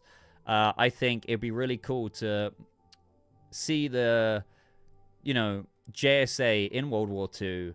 And it takes us back to the time in the DCU where superheroes were a lot more unique before the present-day heroes that we're seeing right now. We know, as I went over earlier, that Superman is changing that and restoring the days of old. But I think it'd be really neat to see how superheroes back then were a lot less frequent. They had their own suits instead of company suits. I'm not saying every hero in the DCU, even in present day, has that, by the way, because just look at Batman, for example. He's out there somewhere and he's not wearing a bloody corporate suit, is he? But my point is, I think back in the time of the JSA, in the DCU's past, you're probably going to have the days in where Jay Garrick was wearing his own superhero costume. You're going to have Wildcat wearing his own superhero costume rather than a company one. It's just in the decades since where metahumans have become a lot more rampant, I think, and I believe, I'm not saying there's full-blown government regulation left, right, and center. I just think the parameters have changed a little bit with the way people become heroes. Maybe it's a bit more commercial. I think they do help out, but hey, maybe it's a bit of a job as well, like stuff like that. Maybe they have actually become a bit more regulated as well. Like the Engineer could be working on behalf of Argus and the military and Rick Flag Sr. and Lex Luthor. Lex Luthor LexCorp could be endorsing heroes. Or anti-heroes. But yeah. Long story long. JSA prequel would be my third one from the top of my head. But thank you, Prism. Appreciate that super chat. Gotta try and make an edit of the trailer, but it might suck. I don't know how to do sound design. I mean, yeah, man. I mean, I would love to do stuff like that, but yeah, I can imagine it takes a very long time. A very, very long time. I hope you're doing well, Croc, as well. Good to see you here, man. Alright, Buster Barnes. Thank you for your £5 super chat. Slowly but surely getting through the super chats. Will I get to present day super chats? That remains to be seen. £5 super chat from Buster Barnes saying, while I kind of understand the too many character reservations, I also don't. To me, at least it's clear that Superman is the main focus. Guess we'll see. 100% agree. I always bring up the Oppenheimer example that people have said in the past. Now, sometimes people take the piss out of that, saying, well, why are you comparing a comic book movie to Oppenheimer? Like, you're missing the point. It's the principle. Do me a favor, anyone who doesn't agree, go to Google and look at the cast of movies that are about or titled after a singular character. So Oppenheimer, Cillian Murphy, has a gigantic supporting cast. Huge. And why? Those supporting characters aid and help tell the story of the main hero. It's all in aid of the story, believe it or not. And yet, Oppenheimer was about Oppenheimer. The same thing here with Superman. This is a living, breathing, already established DC universe. Superman is still going to be about Superman despite having other heroes that he encounters. I think that's fine. I do see on paper the concern that people have. It's not like I don't understand it. I just don't think it's alarming. So that's my analogy to give you. So I don't know. I could be proven wrong, but I still feel like it feels like a Superman movie as well.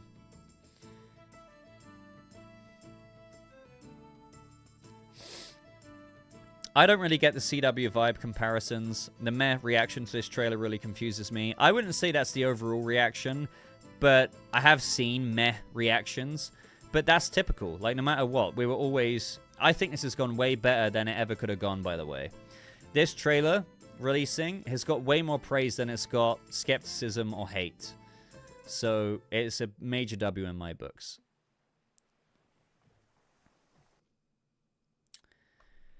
Ronnie Dodge, thank you so much for the £2 super chat. Do you think Lois knows Clark is Superman? I think in the trailer shot where Clark is rushing into the Daily Planet and she looks at him, I don't think she does. However, I think she finds out in the movie. So yeah, the scene of her kissing Clark when he's in his work shirt, maybe you could... I mean, I've seen a lot of people say that this proves that she knows Clark Kent is Superman. No, I mean, how do you know that Lois isn't just interested in Clark for Clark and not because he's Superman? And when she's making out with him, she still might not know that he's Superman. However, on the flip side of that, in that kissing scene in the apartment, in that shot in the teaser trailer, she could know and have found out by that point in the movie that Clark is Superman. My only point is that I think she doesn't know when he's going to the Daily Planet, and I think it will get revealed to her at some point in the movie. That's basically it.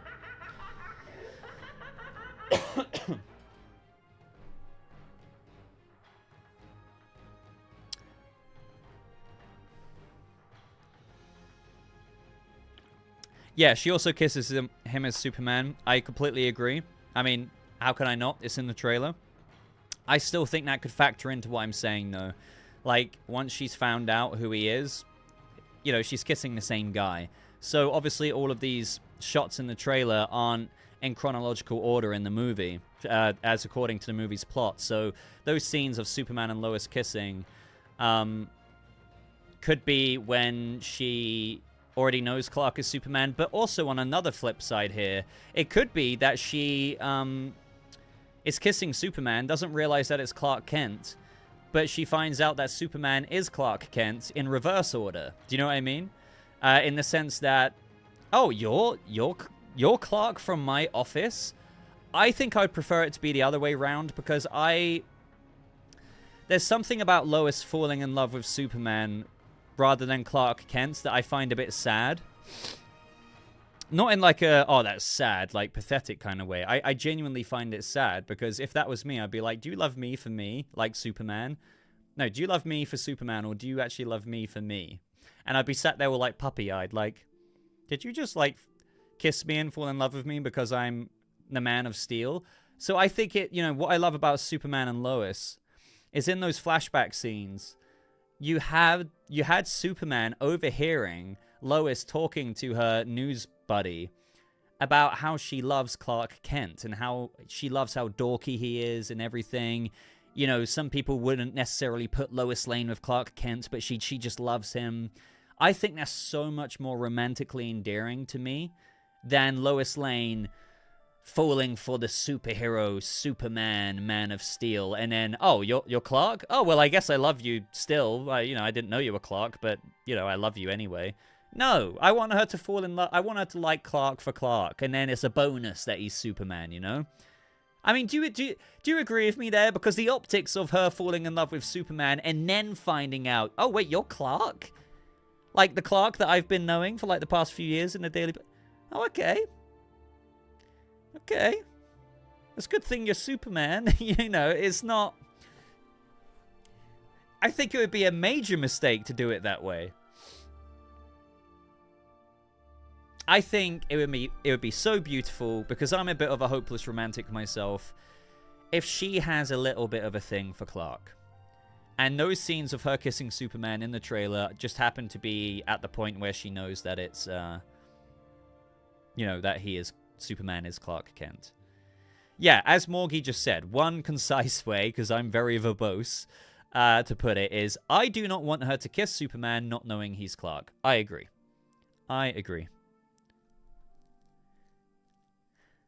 No, but you know what I mean. When I say hopeless romantic, I mean I'm romantic in my relationship, and I'm a sucker for... Oh, God, my Chrome just crashed again. I'm I mean, I haven't seen like a romantic film like, you know, cliched A Notebook in years and years, but I do like movies like that, believe it or not. So for me, where I don't think, you know, a lot of guys talk about this openly. I mean, maybe they do. I don't know. But I would love to see a really whimsical romantic story weaved between Lois and Clark in this. I mean, obviously they're going to do that. Like, it's Lois and Clark Kent. But I would love it to be done in a way that I've envisioned it. I don't want Lois to kiss Superman first and love Superman first and then find out after the fact that you're Clark in my office. Like, oh, well, I'm still going to be with you because, you know. But, you know, again, that just leaves you. Imagine if you put yourself in Clark's shoes, it would make you think, if I was never Superman, would you ever be with a guy like me? That would always be on your mind. Anyway, let's get to the next super chat.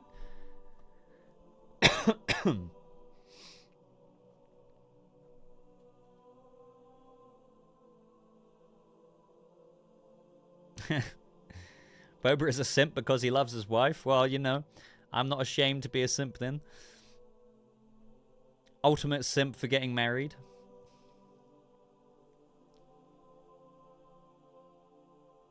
God, I am behind. I really thought I was getting up to date on these super chats, but I'm not. Right, Asher, thank you for joining membership. Oh my God, half an hour ago. I'm 30 minutes behind on the super chats. I'm trying, guys. I'm trying. Sean Brewer with another super chat. It won't happen. But I dream of the Batman 2 and Brave and the Bold teaser debuting in the trailers before this movie. Oh, yeah, that's not going to happen. That's not going to happen. Batman 2 might not even be filming by the time Superman drops because it's always possible that the Batman 2's filming might happen late summer or even the fall, dare I say it. Just because Matt Reeves says that they're filming next year doesn't mean that the pre-production will be done in time by May or June. This is stuff like, and I teased in my video the other day that I know some of you got frustrated by it, but I still wanted to put it out there. Like, I couldn't say the reason because it's very private, but all I can say is that there is a good reason. Like, so, you know, Matt Reeves, A, takes ages to write. B, there was a writer's strike. But then C, there is another reason that I have found out, and I think it's very legitimate because there's multiple insider people that I know who have all know as well. But they're keeping it. They're not, like, telling people what it is for a very good reason. Just because it's not our place to talk about it, but it's getting out there.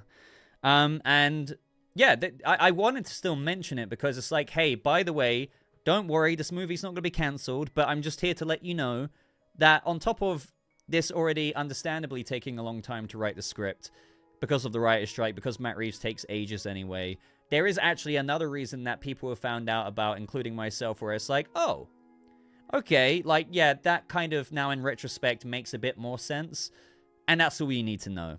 So don't worry, it's not threatening the movie. No, it's got nothing to do with Matt Reeves re-editing the script to put Pattinson in the bloody DCU. No, nothing like that. It's just a, like, in real life logistical kind of, hey, you know, like, this makes sense now. So that's it. That's it. Like, just to reiterate what I said in yesterday's video.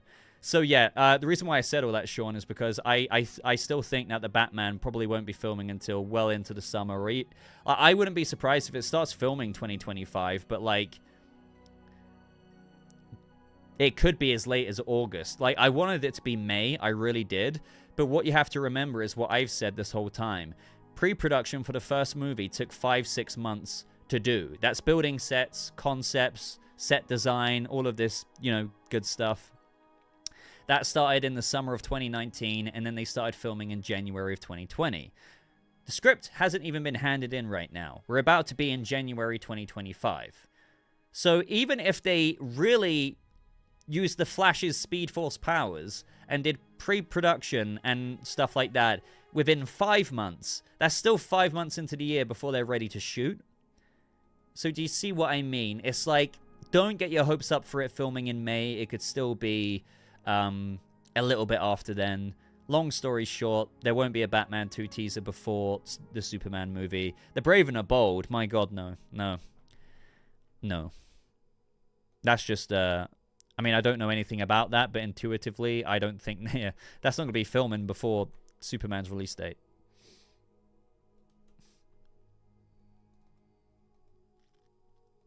And by the way, to anyone who's saying that the DCU Batman in the future vision of Creature Commandos is Robert Pattinson's Batman, please stop.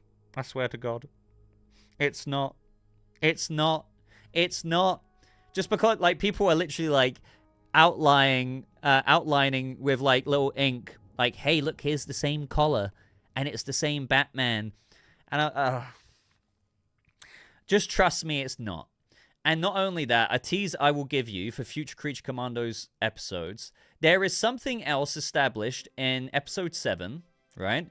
Where I hope it shuts everyone up for good in how DCU Batman cannot be Robert Pattinson's Batman.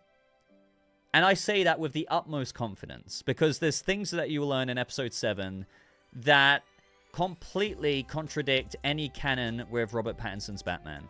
That's all I'll say. That's all I'll say. No spoilers. That was...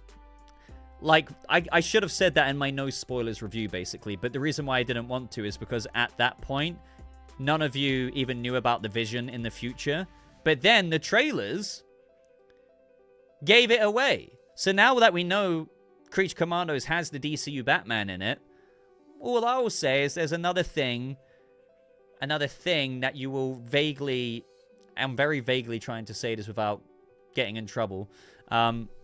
Basically what I just said. I'm going to stop there. There's just something that will finally, I think... And I'll break it down in my video, because I don't think everyone will get it after watching the episode. But when I get into my in-depth breakdown about what I'm talking about in episode 7 of Creature Commandos, there's basically something that explains the differences between the canon of Robert Pattinson's Batman... and DCU Batman. So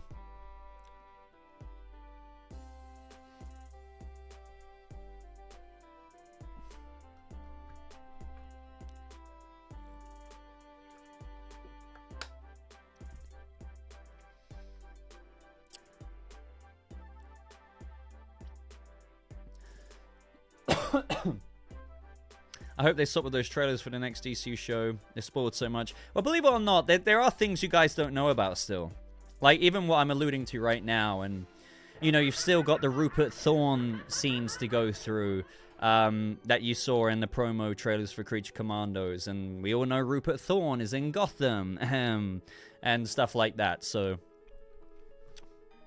there's shit to still yet see, guys. Anyway. Up next from, wait. Cedric, did I even read that out? Thank you for the $5 super chat. I think I got sidetracked there again. 3 shots in the chat. Love your work, Boba. Luke, thank you, Cedric, man. I really appreciate you. You know that. Love having you a part of this community. And as always, deeply, you know, it wouldn't be the same without you here, man. So...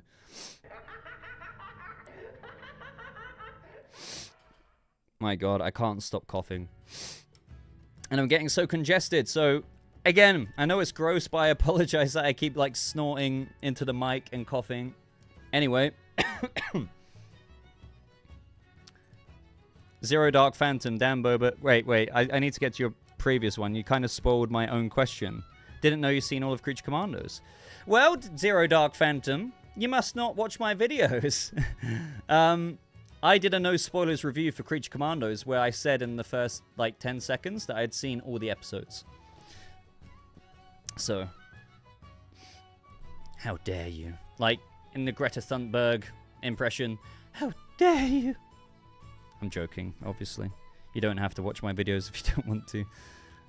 Right, Cedric. Sorry, I'll get to that super chat in a second, Zero Dark. Still catching up here.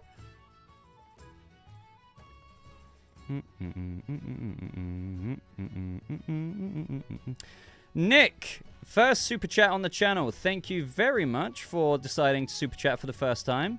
That means a lot, dude. Anyway, like, seriously, anyone who super chats, it goes a long way to supporting me. Honestly, me and my wife are pretty much broke after the wedding, so every little bit helps, you know? And it really does go right into the channel. Like, super chats, as I always say, they get added to the YouTuber ad revenue from my videos. So it gets into the same pot. So, I mean, I don't see super chats as of when you give them to me. For example, YouTube pays you a month later. So all the earnings you get for December will be paid to me at the end of January. So I don't see these super chats until the end of January. So all I'm saying is it all gets added in that way. And thank you very, very much for your support.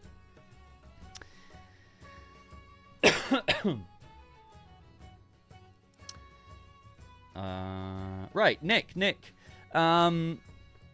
Hey, Boba, when do you think we'll get a DCU cast and project news? The DCU newsletter? Tease stuff soon? Absolutely right, my friend. P.S. Please tell me Pattinson isn't coming over.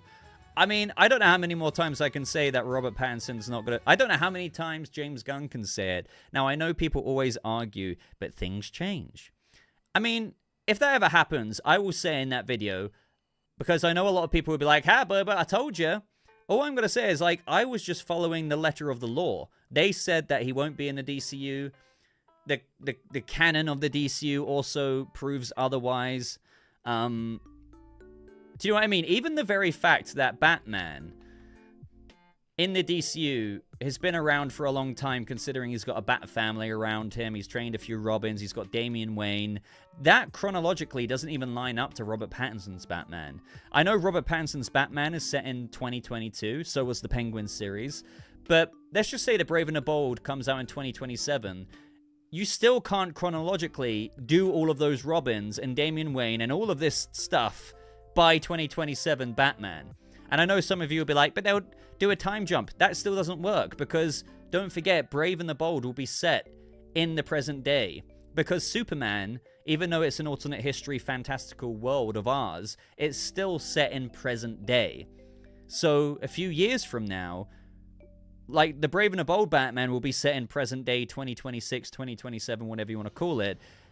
And Robert Pattinson's Batman wouldn't have had that development, even if he did take on a Robin, to get to the point. There's just so much, like, common sense that I think people just don't apply to this. Yes, I mean, that sounds so condescending of me, because I do still get how people then say, but they could retcon it, you know? They could adapt him into the DCU and change things. But I just think that's messy. Not gonna happen, not gonna happen. And again, Creature Commandos will do another thing that I think will help kind of contribute to that conversation in terms of, like, hopefully ending it. Not, like, for once and for all, because that will never...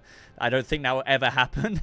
Like, this conversation will not happen until the Brave and the Bold or the DCU Batman actor gets cast. I'm telling you now. Anyway. As for the news, I'm thinking maybe early next year. Maybe we could get it before the end of the new year. That'd be pretty cool. I really don't know what to tell you, Nick, because yes, you're right. I talked about it in my news roundup when we got that DC Fans First, or whatever it's called. It says, quite literally, see you later, Cedric, by the way. Just caught that in the chat. Thanks for joining and just being here. It did, you are right. It did say that there's lots of announcements coming soon and whatnot. But yeah, honestly, like, are they going to do that before the end of December?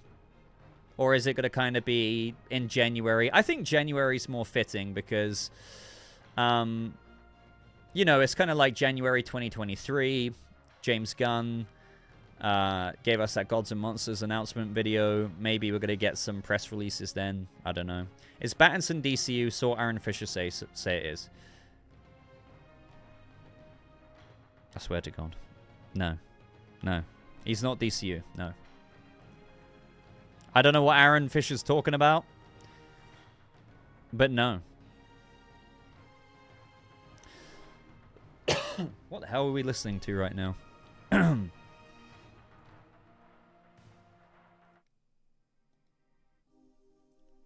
Anyway. Brutal Vengeance. Dude, I completely missed this chat. Holy crap. Brutal, as per Brutal Vengeance, with his brutal super chats, sent in a remarkable $50 super chat. I know you're not here right now, man, but I really appreciate that. On top of your super thanks in my comment sections the past couple of days. Dude, can't join because I got a lot of stuff to do around the house, but goddamn, that trailer's peak. I'll rewatch this stream. Brutal, I hope you're listening to this right now. Thank you, man. It was, yeah, I mean, I'm just kind of, you saying that makes me relive when the trailer went live. I honestly thought I was going to watch the trailer once it already premiered on the DC channel. You know, they did that little premiere YouTube thing. But like, I quickly like set up the camera and I was like, oh god, it's counting down T-minus 30 seconds, and I hadn't like set up the frame. I hadn't started recording on the mic, and I was like, and I just did it in time. I know you didn't see that because I cut all of that out of the video, but literally I did it as soon as it premiered. So if you were watching it when the countdown happened, I was watching it then as well. But I had originally planned to wait till that released because sometimes those premiere things can be a little bit weird. Oh, wow, yeah. New look at the Engineer, Lex Luthor, and Mr. Terrific. Nah, that's not Mr. Terrific. Oh, wait, yeah, and Ultraman in the Super... There's a theatrical version of the Superman trailer, and it is a bit different. Somebody just said that in the chat, and that is true. I'll pull that up on screen right now.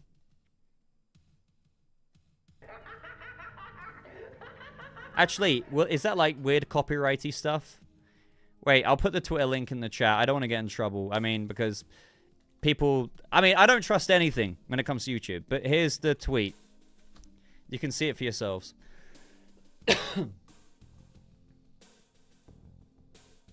Lex Luthor's basically wearing sunglasses. You've got Ultraman behind him on his left. You've got Engineer to the right.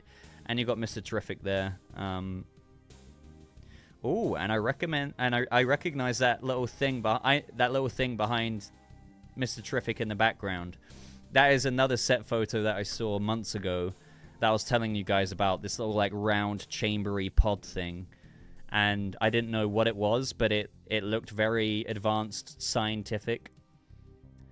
I know you guys don't get a good look of it there, but that is what that is.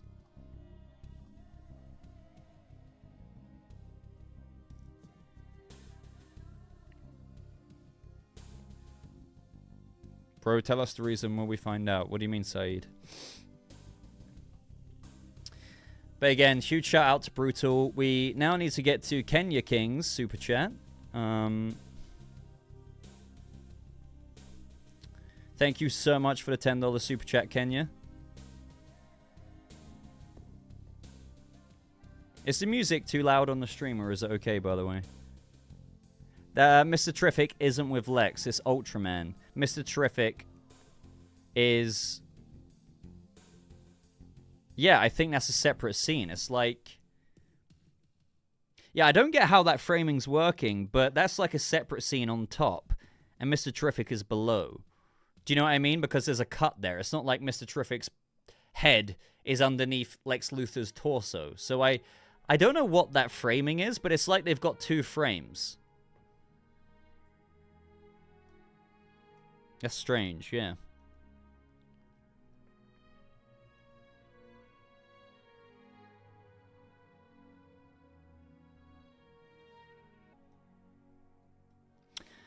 Why were people glazing The Flash? I mean, when it came out, like all the people who saw it at CinemaCon, I think people, when you see something early like that, get a lot of recency bias. And so it's like, oh my god, The Flash is amazing. But then it turned out to not be amazing. So I'm not saying people are disingenuous with their opinions. I'm sure a lot of people did love it. But quite often, truly, whenever I go to a screening, I really try my best to not bring out the fact that I saw it early to impact my review. Do you know what I mean? But I do think people fall under that banner sometimes. Whether they know it or not, by the way. I think, you know, that some people aren't even aware of it, and they're, like, really in the moment, and they're like, oh, I just saw it, like, a week before, and that was so cool, and, and you feel maybe a bit pressured to, like, review it more optimistically because you got access to see it early and stuff.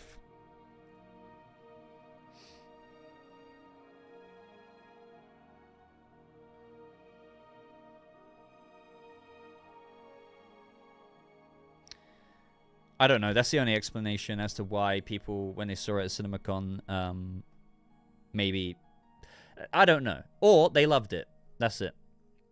Anyway, Kenya, getting a quick look of Metamorpho was dope. Absolutely. Never thought to see him in live-action movie. What if the man in black suit is Metamorpho, freshly created? He's fought Superman before in his origin.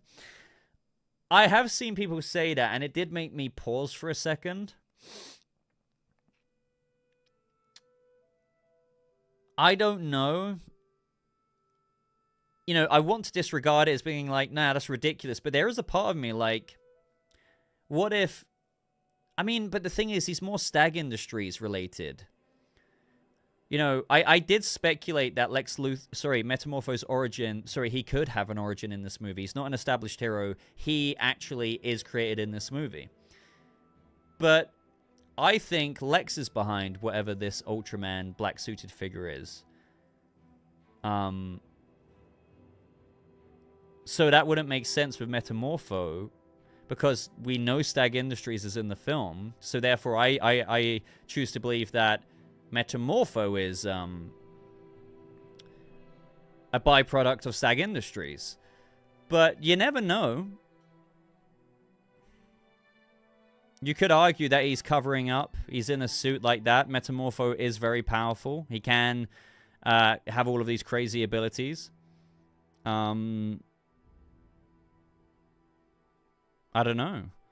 Bro, you're lagging? I don't think I am. I think that's your internet, man. It says excellent condition on my end. Yeah, I don't know. I might bring that up in tomorrow's video. It's already getting to be very long as it is, but... Ultraman Ulysses is most likely entirely separate from Metamorpho. I agree. I don't know. I can't prove it. I just... Yeah. But I do still think that... Metamorpho will be a separate origin story in this film. Like, Guy Gardner, Hawkgirl, and whatnot are already established. But Metamorpho, I think, will be something that's created. Or he's been, like, trapped at Stag Industries. And, you know, one thing about Rex, you know, Metamorpho, is that he hates what he's become in the beginning. So I wouldn't be surprised if he's, like, coy and shy or being used in some way. But then Superman and Mr. Terrific, as per the Terrifics, helps bring him... And it helps him harness his powers to be used in a heroic way, you know?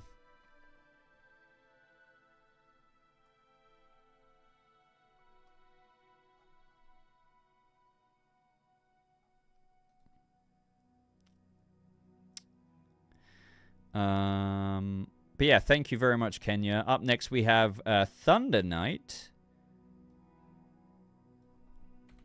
Thunder Knight with the $5 super chat. It's Thunder, High Thinking Eye. Wait, what? It's Thunder, High Thinking Eye. I loved the trailer. I'm so pumped for this film. I noticed that the scene of the buildings falling might be the Daily Planet. I don't know about that. Let me have another look at that. But yeah, it's like a domino effect. 1 or 2 or 3 buildings are like falling into one another. And I don't think one of those are the Daily Planet. That'd be insane. But maybe. I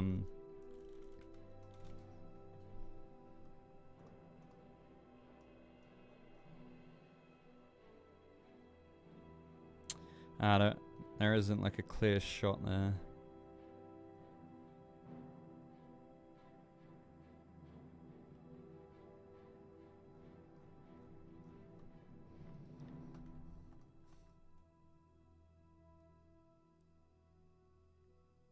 Trying to find the shot of it right now. Ah, there it is.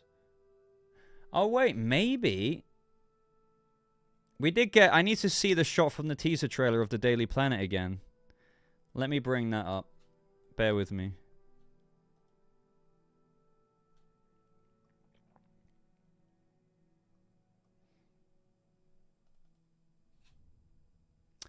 Okay, so I don't think it is the Daily Planet. Looking at these locations, and the top of the building of the Daily Planet is quite different.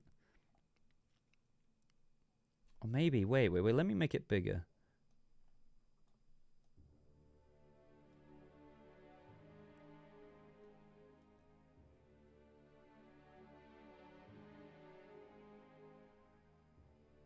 It is hard to tell.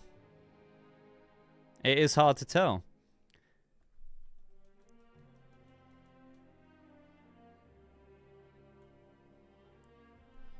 Because in the teaser for the teaser, the shot of the Daily Planet,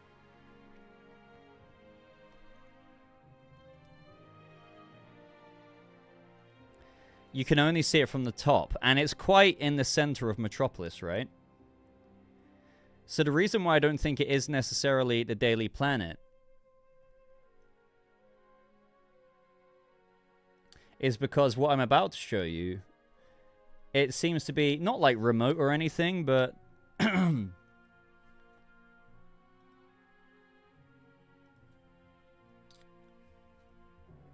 you see what I mean? The location's quite different.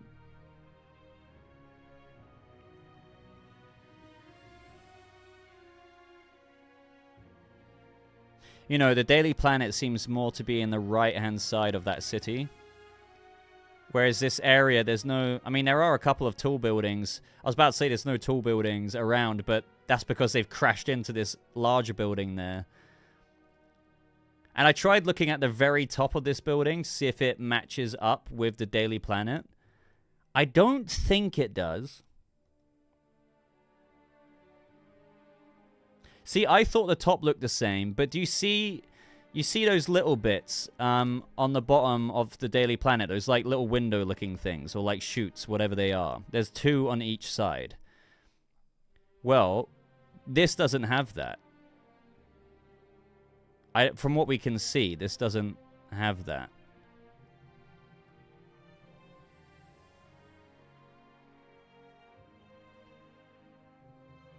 Do you know what I mean?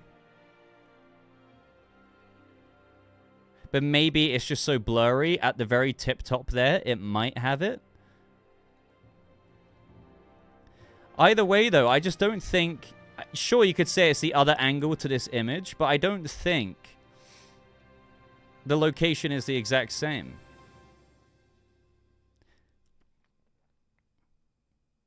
I was thinking that as well a second ago. You know, you think it makes sense because the Daily Planet set photos had a bunch of rubble around it. But I totally know what you're talking about there, but the locations just don't look the same.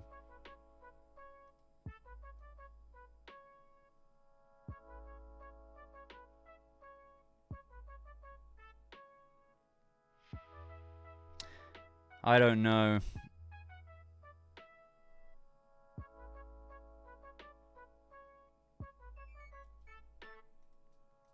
I don't think it is a Daily Planet. But you never know. I could be wrong there.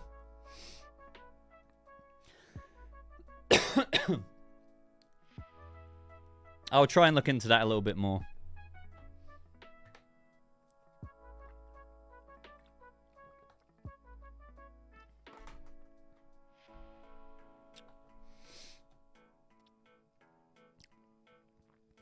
Are Hawk Girl's wings nth metal? Well, in the trailer, they don't look nth metal-y. They look more feathery.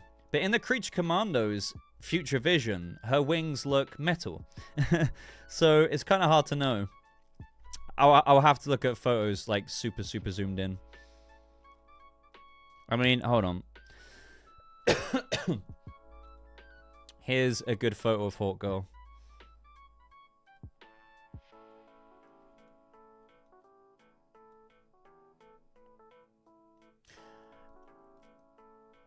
The photos on the feathers rather on the right hand side look metally, but then do you see the little under feathers there, the feathers underneath on the left hand side? They look feathery, so they don't look metally to me. I mean, take a look at that for a second and let me know what you guys think.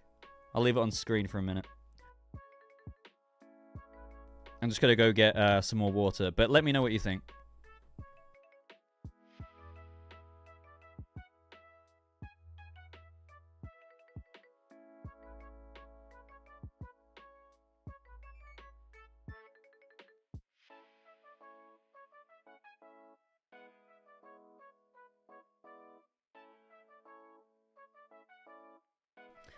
I mean, you see the feathers as well. I think that's the sun shining through it, because you see on the left-hand side, it's a bit dark where the lighting isn't. But then on the right-hand side, you can kind of see the transparency of the feathers. So to me, that doesn't look nth metal-y to me. I could be wrong, though. Could be a mix, yeah. Could be a mix.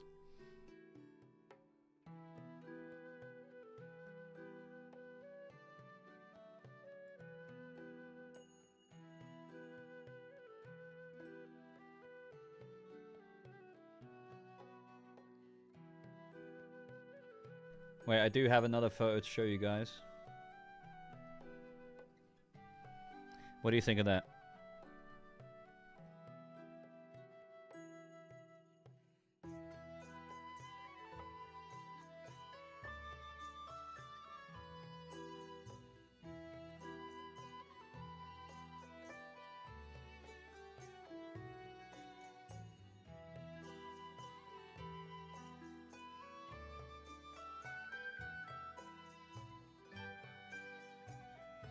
But yeah, let me pull this down.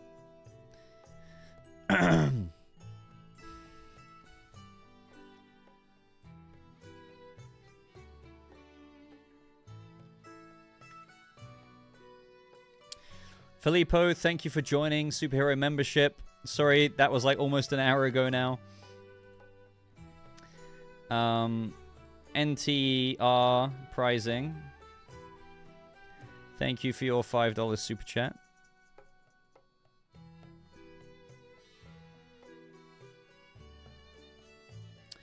Could Lex actually be Ultraman, stealing Soup's DNA from the fortress to replicate his power like All-Star? I mean, you could argue that, but I don't think he's hench enough to be under that costume. You could argue that, but I don't think so. I think he would create Ultraman with his science, but I do know what you mean with All-Star Superman. I don't think they're going to directly rip that from All-Star. I think he would create something rather than become superpowered himself. Binks, thank you so much for the $20 super chat. Wow.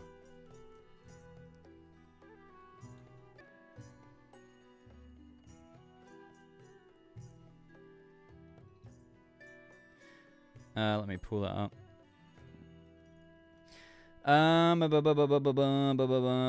Binks, one of my earliest childhood memories is watching the Donna Superman with my aunt. Started tearing up watching the trailer. It's gonna be special. The scene with Mr. Terrific, the Lex Troopers are wearing purple and green too. So yeah, we're gonna talk about those like armored troops who are firing at Mr. Terrific tomorrow. I think they could be an iteration of the kind of Lex Troopers we've seen before in different iterations, but also for all seasons. In For All Seasons, they're a lot more armored and stuff. But yeah. Yeah, I'm glad that you really enjoyed it, man. I really enjoyed it as well. Man, this cough is being a bitch. Boba, make an hour vid tomorrow. Honestly, I'm trying to make it condensed, but this Superman trailer breakdown tomorrow is probably going to be 40+ minutes at least. I know some people won't like that. I know a lot of you do like the long-form content, but it's going to be really in detail. Really detailed. I know I keep saying it, but, like, trust me. I got very emotional with the trailer. I think I pissed off a lot of Snyder Bros. Really.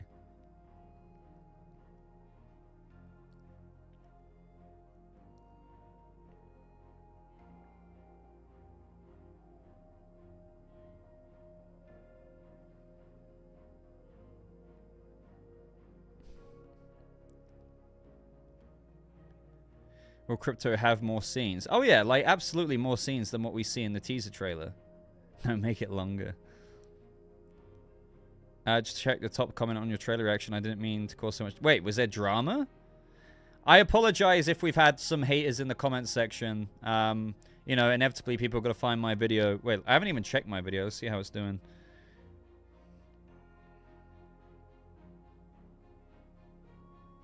Yeah, I mean, it's got quite a few views, so there's probably some people slipping in there being like, I'll have to check out your comment. Crypto's a good boy.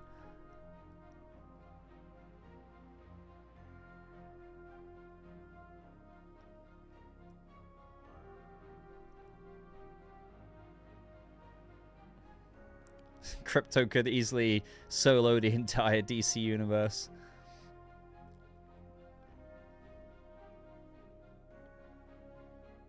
Must pet and give belly rubs. Yeah, I think he's gonna be adorable. I mean, I assumed that Superman, like Clark, made that cape for him, but maybe it was Kara.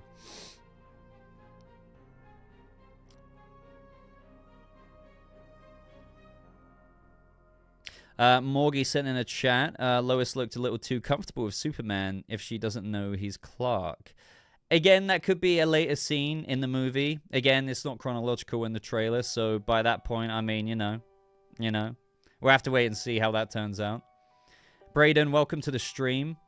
App plug with the super chat. Love the channel, bro. Free Palestine, am I right? You know what? That reminds me. I haven't been up to date on the Marvel Captain America movie, but can somebody tell me what they've done with that character who everyone was very, very concerned about?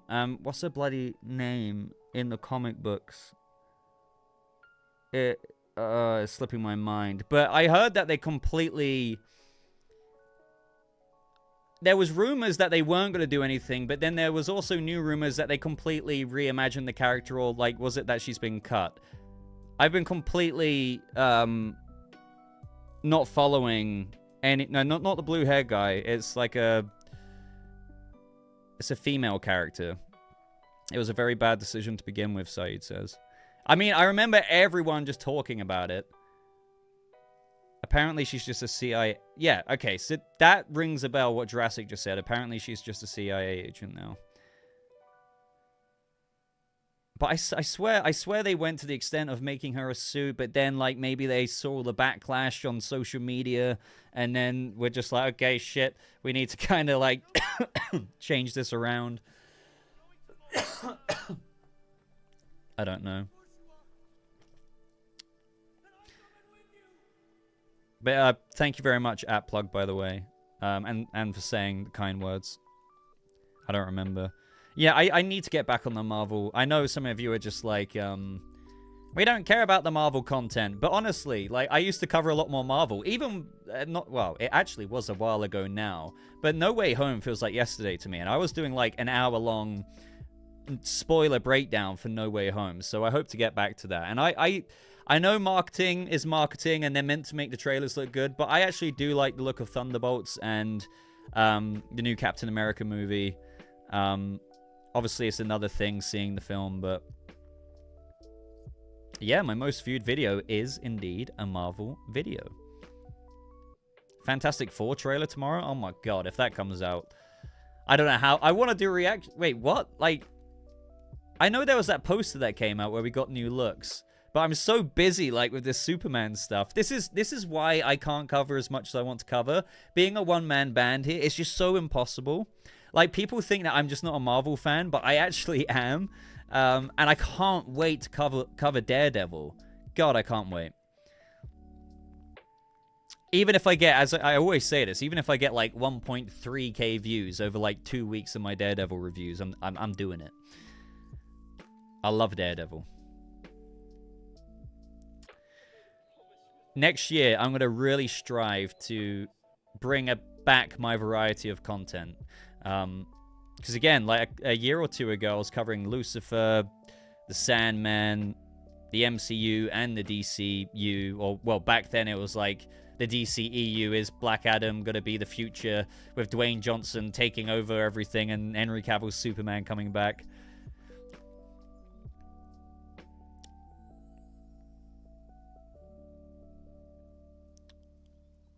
But joking aside, though, because I'm quite out the loop, when are we expecting the Fantastic Four trailer? Because that's kind of got me concerned now, because I want to make a video about it if the trailer drops, but I've kind of got a Superman trailer to do.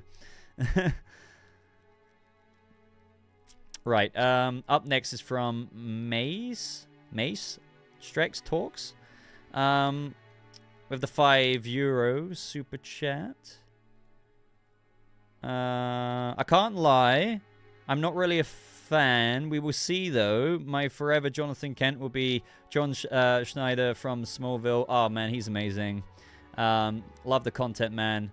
Love from Ireland. Fair enough. I mean, each to their own, right? Like, guys, you can dislike or hate this iteration of Superman as much as you want.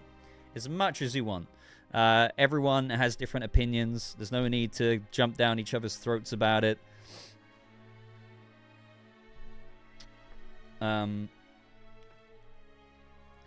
How's it going, Skin Deep? Good to see you here, man. Very busy day. Yeah, I've been very busy this week, and I'm going to be busy. I'm going to be so busy up until Christmas Eve because I've got the Superman trailer to break down tomorrow.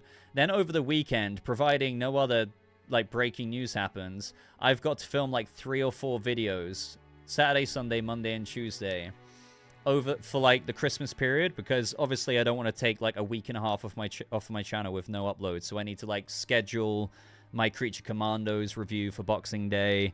I've got like I'm gonna do a DCU discussion series, and I was waiting to post to my community tab, which I will do probably tomorrow or the next day, to get a bunch of questions, because obviously it would have made no sense to do that before the Superman trailer release. But now you guys have got a ton of new questions to ask me, probably, that I'm gonna release over the holiday period.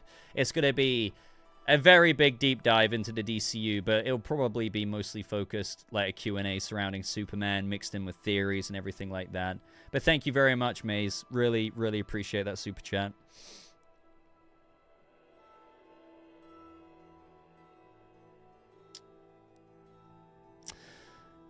Zero Dark Phantom.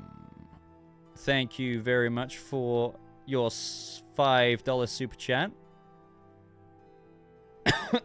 Excuse me. Wait, what? Where did that go?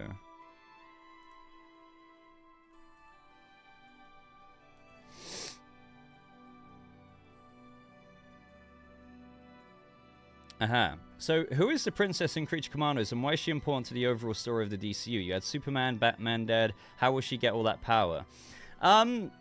It's not that it confirms that she's the overall DCU big bad. It's showing a potential future for World War III, in where if they don't stop, like, Ilana, Princess Ilana Rostovich, the princess of Pakistan, then that would, mean that she's such a big bad that she kills the strongest heroes of the DC universe. So, I believe she's an original character, so, like, you know, I wouldn't agree that she's overall important to this overall, like, unless, you know, she does technically turn out to be the big bad, but, you know, you're gonna have to wait and see what happens there.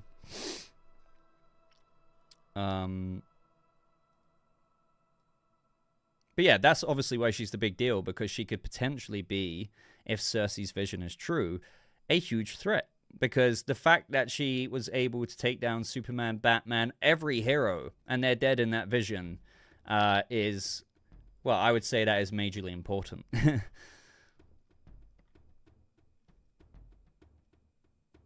Pakistan basically borders the country that we see in the Superman trailer, so it is, like, all canonical to the live action.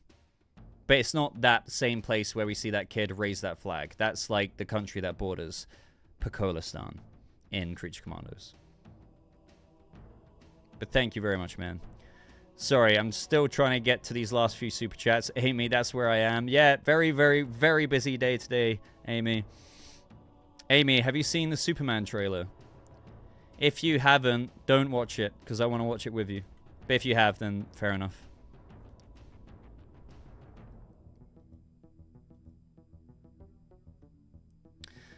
Tony C, thank you very much for the $5 super chat. Sorry, late to the stream. No worries. I mean, I'm late to answering this by almost an hour.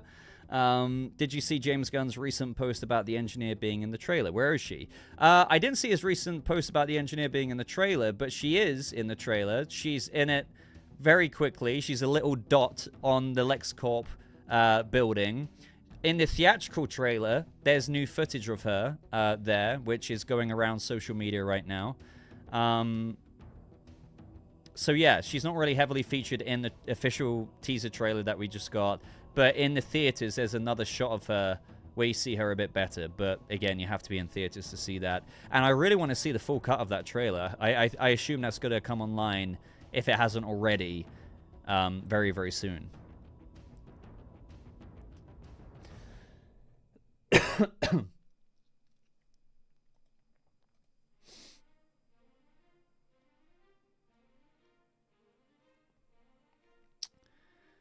Caleb, thank you for the $2 super chat. How do I think the DCU will handle the Trinity? I think that is anyone's guess, and it could be years away. You know, we've got Superman. Clearly no Trinity in that. Brave and the Bold, I think, would be its own Batman story and Bat Family, Batman and Son story. Who knows what the hell's going on with Wonder Woman? So I think it could still be a few years before we... I mean, there could be a project announced saying World's Finest or a Trinity kind of situation, but still, that would be a good 5, 6, 7 years away. But I do expect to see heroes unite in some way by the end of DCU Chapter 1. So, you know.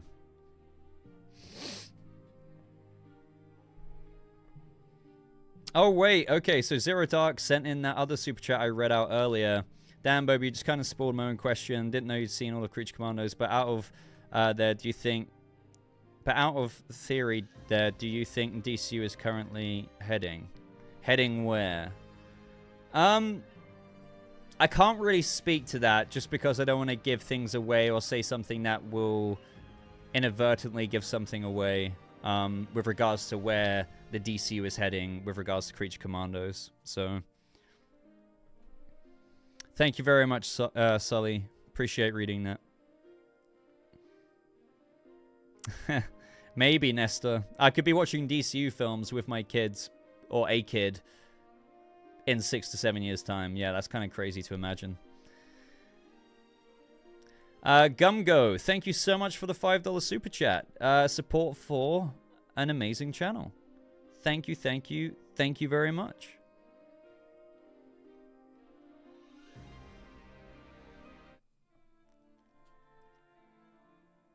Cillian Murphy as the Batman. He was almost Batman once. Zero Dark Phantom back at it again. Jesus, man. Thank you. All these super chats. That trailer was amazing, and it made me tear up a little bit, to be honest. I saw it 50 times now, and I haven't been this hyped. For a comic book movie in forever. Chills. That is music to my ears. All I want to read is people saying that, obviously, because I want nothing but the best. I want a DC universe that is flourishing, obviously with most people happy about it. So, and I'm reading a lot of things like this, so, you know, what more could you want? Let's hope it continues this momentum. Right, we're almost up to date. Wells Sharp, thank you for the $5 super chat. They ripped up Flag in Waller's vision in Creature Commandos is the same as in Superman trailer. Wait, what? Wait, what? They ripped up Flag in Waller's vision in Creature Commandos is the same as in Superman trailer. I don't understand. They ripped up Flag. Oh, the ripped up Flag. Right. In Waller's vision, in Creature Commandos, is it the same as in the Superman trailer? No, the flag that we see in the trailer is like yellow. That's one that the kid has. That's different. And then, if you're asking if it's the same cape, then as what Superman's wearing, well, then yeah. Like, because it's the red cape that, you know, it's the canonical same suit in Creature Commandos as what Corin Sweat's wearing in the Superman film. But if you're on about that yellow cape that the kid's, like, raising up, that's different. Yeah, that is different. Calerion, thank you very much for your support, my friend. $10 super chat. Just bringing it up. Where are you? There you are. Really appreciate you, as always, man. Always supporting the channel. Images are symbolic in many ways. If they were to show the Daily Planet fallen over and destroyed, it would be like saying print media is dead, and I don't think that's a message that Gunn would say. That's true. That could be an interpretation of that. Yeah, I mean, I think I wouldn't be surprised if that rubble on the set was like the Daily Planet to an extent, but not building destroyed levels. So I do think for now that other building that we were talking about earlier is a different one. But again, I'll triple check that before doing tomorrow's breakdown. Zero Dark Phantom says, I feel like all we are seeing is the beginning of the movie. I don't know if I'd agree with that, because there are various other shots where, you know, I think the kaiju is the action at the beginning of the movie, absolutely. But, you know, when we have Lois and Clark kissing, that's completely different to when we see them looking at each other on the Daily Planet. When you see what could be that big, giant, blobby jellyfish Solaris out the window, that could be 2 hours into the film. Do you know what I mean? It's very hard to tell because, you know, shots and trailers are never, like, chronological. Sometimes there's a bit of cohesion to it, or so it seems, but, you know, you can never truly tell. And, for example, when Superman's fighting Ultraman in the stadium, I reckon that's probably, like, a good hour or so into the movie. So it's not all the beginning, for sure.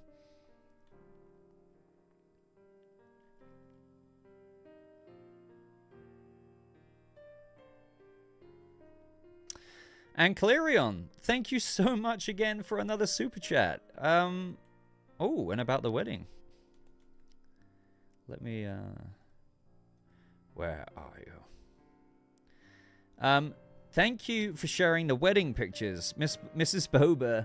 Mrs. Boba's dress is beautiful. A modern silhouette paired with a vintage aesthetic and detailing, making it really classic and timeless overall. A great choice. Thank you. I will pass along that message. Yeah, I want to share more photos, and I probably will in like another live stream at some point.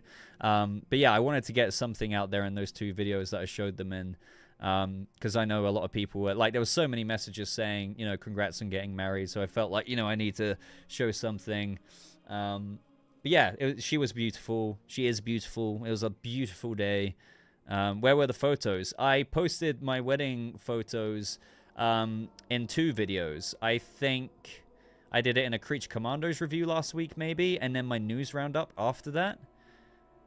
Which just goes to show that you're not watching all my videos, and I'm very, very disappointed. I'm joking. It's fine. But I also posted a couple on my Twitter, so you might be able to find some there. But that might have been a little while ago now. But not too long ago, but well over a week ago. But thank you, Clarion. Oh, man. I watch all of your videos. It's nice hearing you yap, Boba. Thank you, gamer. Appreciate that, man. I know I do yap a lot. Some people hate it, but it's good to know most people like it. How did I meet my wife? I met her in school. We were 15, 16 at the time, and now I'm 30 years old. So we've been together 14 years next May. And we got married in December, on December 6th. And it took that long to get married because, you know, we didn't live together for a long time. Didn't make sense to get engaged before then for the sake of it. Then we bought this apartment that I'm in now. And we were engaged for 2 years because we've been living here 2 years. And then we had the wedding just a week or so ago. No, almost 2 weeks ago tomorrow. That's crazy. Wow, time has flown by. Still no kids yet. No kids. You know, I know some people do have kids before 30. I mean, I think for us, it's a situation of being financially ready for that. And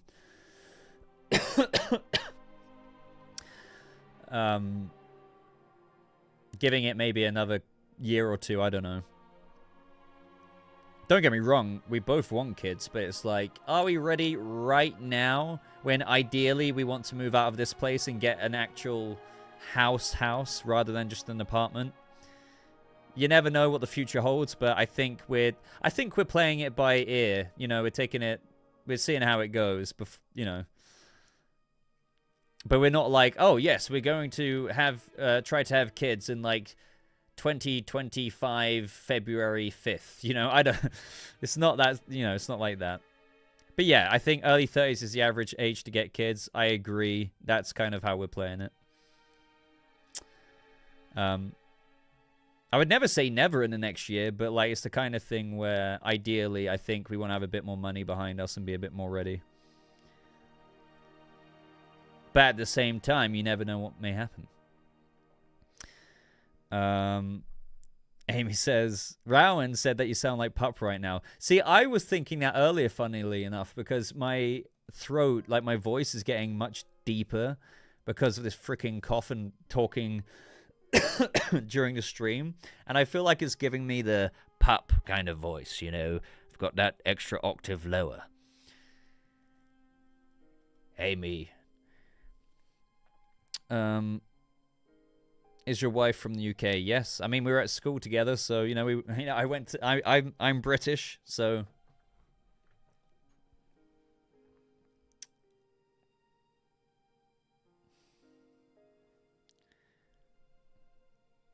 yeah.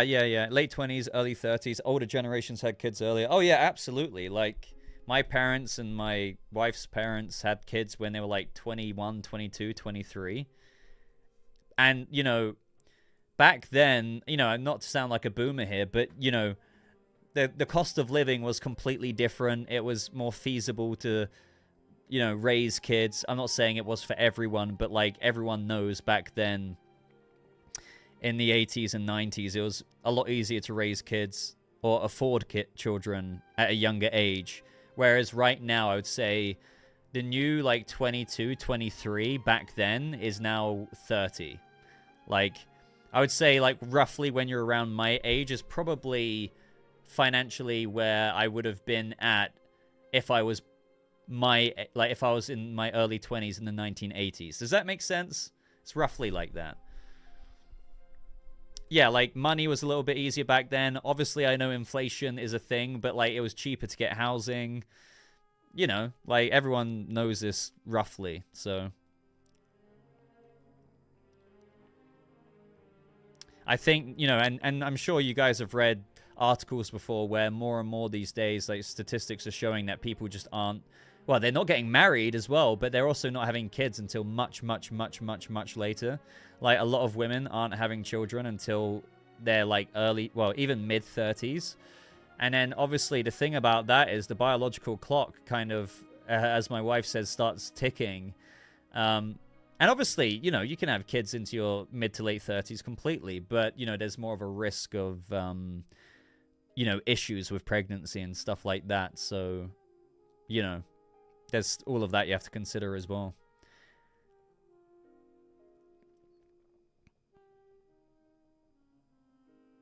Yes. Wow, we got a lot of votes. You know, I'm going to end the stream in a second, so I'll end the poll now.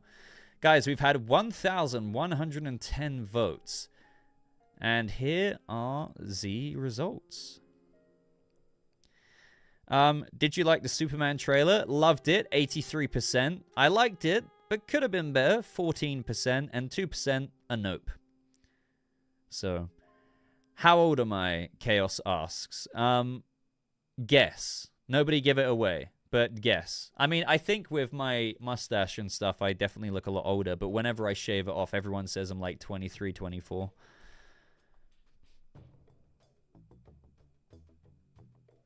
All right, I'm going to save that screenshot. 26.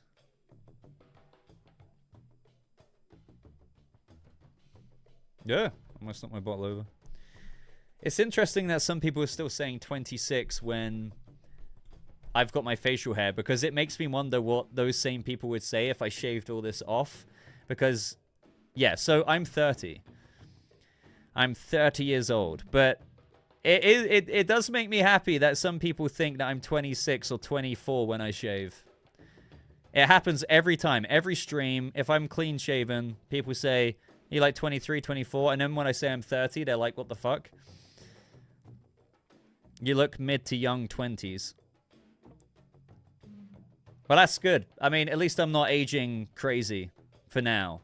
Yeah, I mean, everything could change in the next year. I'll come back like some kind of aged up something. Yeah, Jurassic knows what I mean.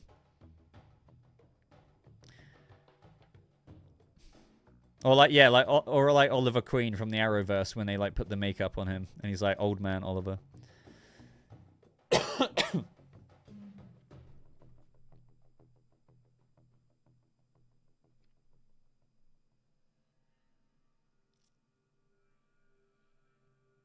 You know, one thing that I didn't know is that David Cornsweet as a kid. And David Cornsweet isn't that much older than me. He's only like a year or two older than me, I think. And I feel like if you put me next to him, yeah, I do not compare to him whatsoever. Yeah, David is married, but I knew that. But then, like, it was like a few months ago. I think he was on that podcast, Manly Things, and he was talking about his kid at one point. I was like, oh, I didn't know you had a kid.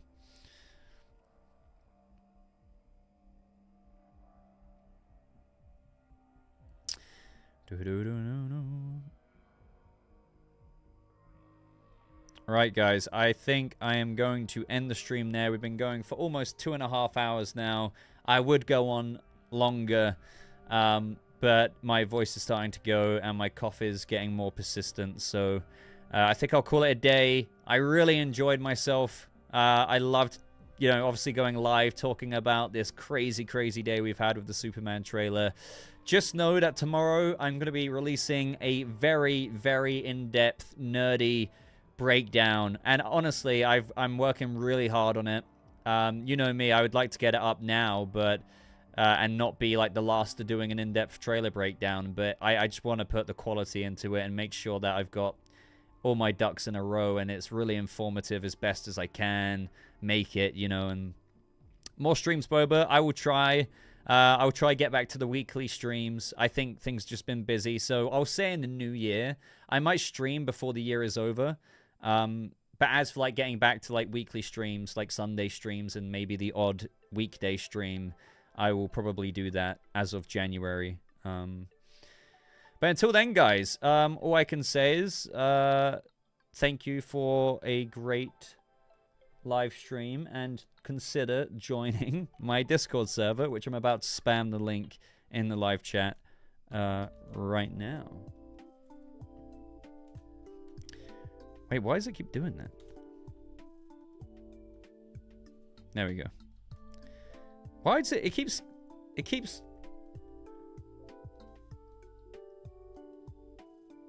Hidden. Use the copy button. It won't let me do an invite to my server when I click copy. When I click copy, the link, it literally says hidden. Use copy button, and then it copies the hidden use copy button thing.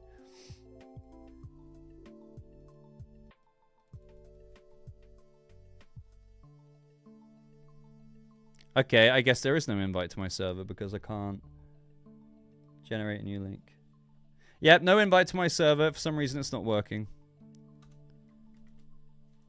I'll try one more thing.